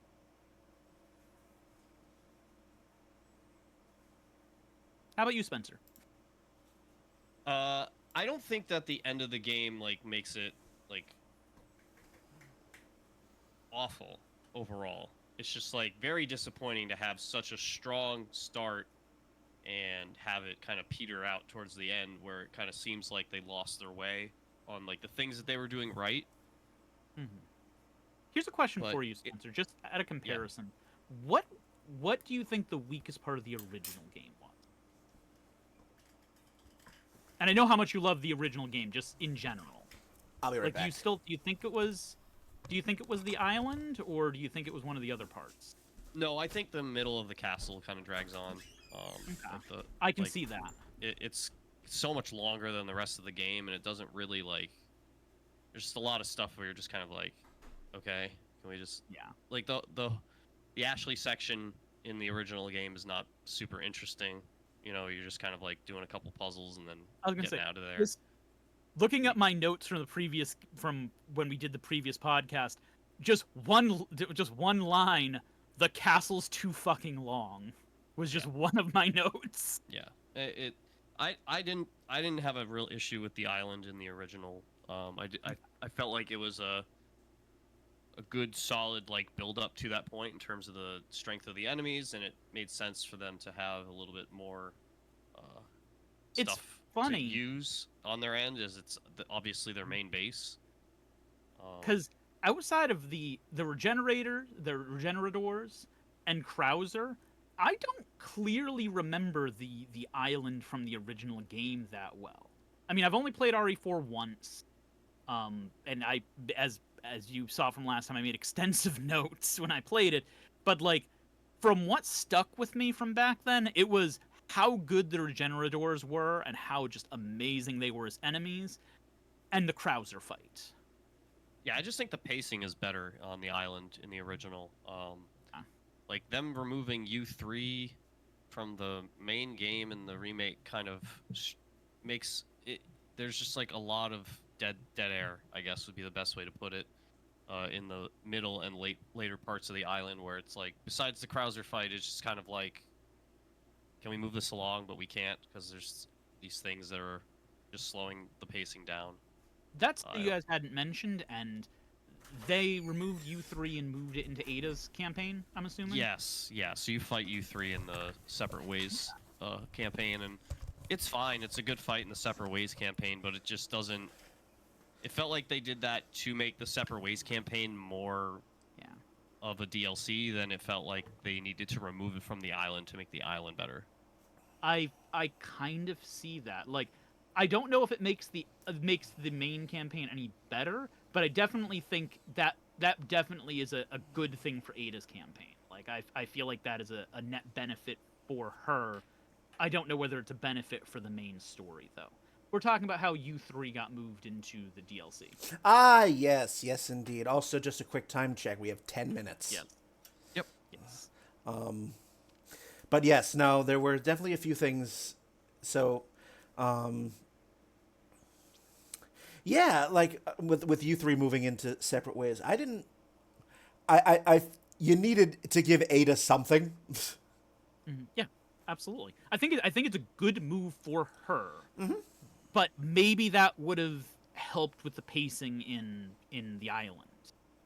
Like, if they didn't replace U3 with anything in the island, I could see that hurting the pacing. Yeah. No, you just go to Krauser much sooner than you do in the original island. And they have to stretch out other parts of the island to kind of make up for that. Otherwise, the island would have been like way too, like, it would have been so short. Still feel like the island was the shortest part of the original game. So only because you're at that point like more proficient in the gameplay. Like, it's about as long as the village is, but because the village, you're still like getting your feet wet and trying to understand it. It feels longer because you're probably dying a lot more. It's also probably after the castle, with how long the castle was, anything else is going to feel shorter in comparison. Yeah. So as Brian said, we're running out of time. You guys got final thoughts? It, to me, is the best remake I've ever played. I think it kind of sets the standard for remakes at this point. I don't disagree with the RE1 remake being really well received, but you know, that's a whole that can be a whole nother episode, just talking about like remakes and which ones are better and which ones are worse. But I think that it at least for the modern day sets the standard for what a remake should be. Yeah, I agree with you. Like the flaws that we brought up here, they're all relatively minor and some sort of, more towards some of the nitpickier sides. I had a blast playing through Resident Evil 4 Remake. I absolutely enjoy it. It is one of the best remakes I have ever played, and you know, that and the Resident Evil 2 remake, 1, 2, and 4, just like amazing to me. 3 we won't discuss. There are many things about the Resident Evil 4 remake that I like better than the original, and I like the original. I mean, that's not gonna change. But man, Capcom really did a great job with this one. My line from when we did this originally on DLC, talking about the original, was that Resident Evil 4 was my least favorite good Resident Evil game. So excluding things like Umbrella Chronicles, Darkside Chronicles, Outbreak. Revelations. It was my least favorite. Yeah. No, I counted Revelations. I like Revelations more. It was my least favorite good one. And they 180'd me to, this is one of my top 3 or 4 Resident Evil games of the series. Like, it doesn't quite match 7 or 8, but it's close. And nothing else has gotten close other than the RE1 remake. Like, it's up there with, do I like this or the RE1 remake more? And that means I'm arguing for where it places in my favorite games of all time. Like, that is a huge upgrade from how I felt about the original. Absolutely. They absolutely, even if they drop the ball after where I'm at, I can't do anything but just, like, they did what they needed to do for me to get me engaged. Even if they drop the ball now, they at least got me to care in a way I didn't. Alrighty. Well, there we are. So, as we wind down here, before I do the usual plugs, I just actually want to give Spencer a plug because Spencer is a Twitch streamer and speedrunner. So let me just fire that off in the chat. Your head, if you know, Spencer, what's your best time? Or the original? Yeah. I run it on Gamecube, so it's a little bit slower than running it on Steam. Mm-hmm. But it's 1 hour 54 minutes and 30-ish seconds. Forget the exact number. I want to say 36. Okay. Yeah, I think when I last checked the leaderboard, that was like 7th or 8th. Yes. Congrats. Eighth. Yeah, you're Well done. definitely the top 10 speedrunners of all time on that game. So yes. Spencer's a speedrunner. He goes by Silent Martyrs, so give him a follow. Ronnie, I don't have any shameless plugs for you. No, but as people with watching this on video might notice, I'm a little different than I was before. I have since transitioned since the last time. Hence why you might have heard people, Brian and Spencer, saying she, her for me. I go by Veronica now, but I used that so I can keep Ronnie. That's what's been going on in my life.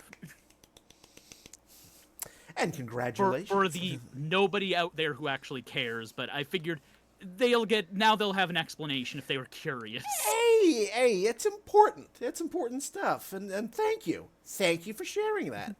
So... so this begs the question, will there be more episodes of downloadable content? We'll find out! I have no idea. I'd like to. We'll see if life tones the fuck down. But in the meantime, every single episode can be found on our website, dlcpodcast.com. Also, they can be found on YouTube, Apple Podcasts, and Spotify. So...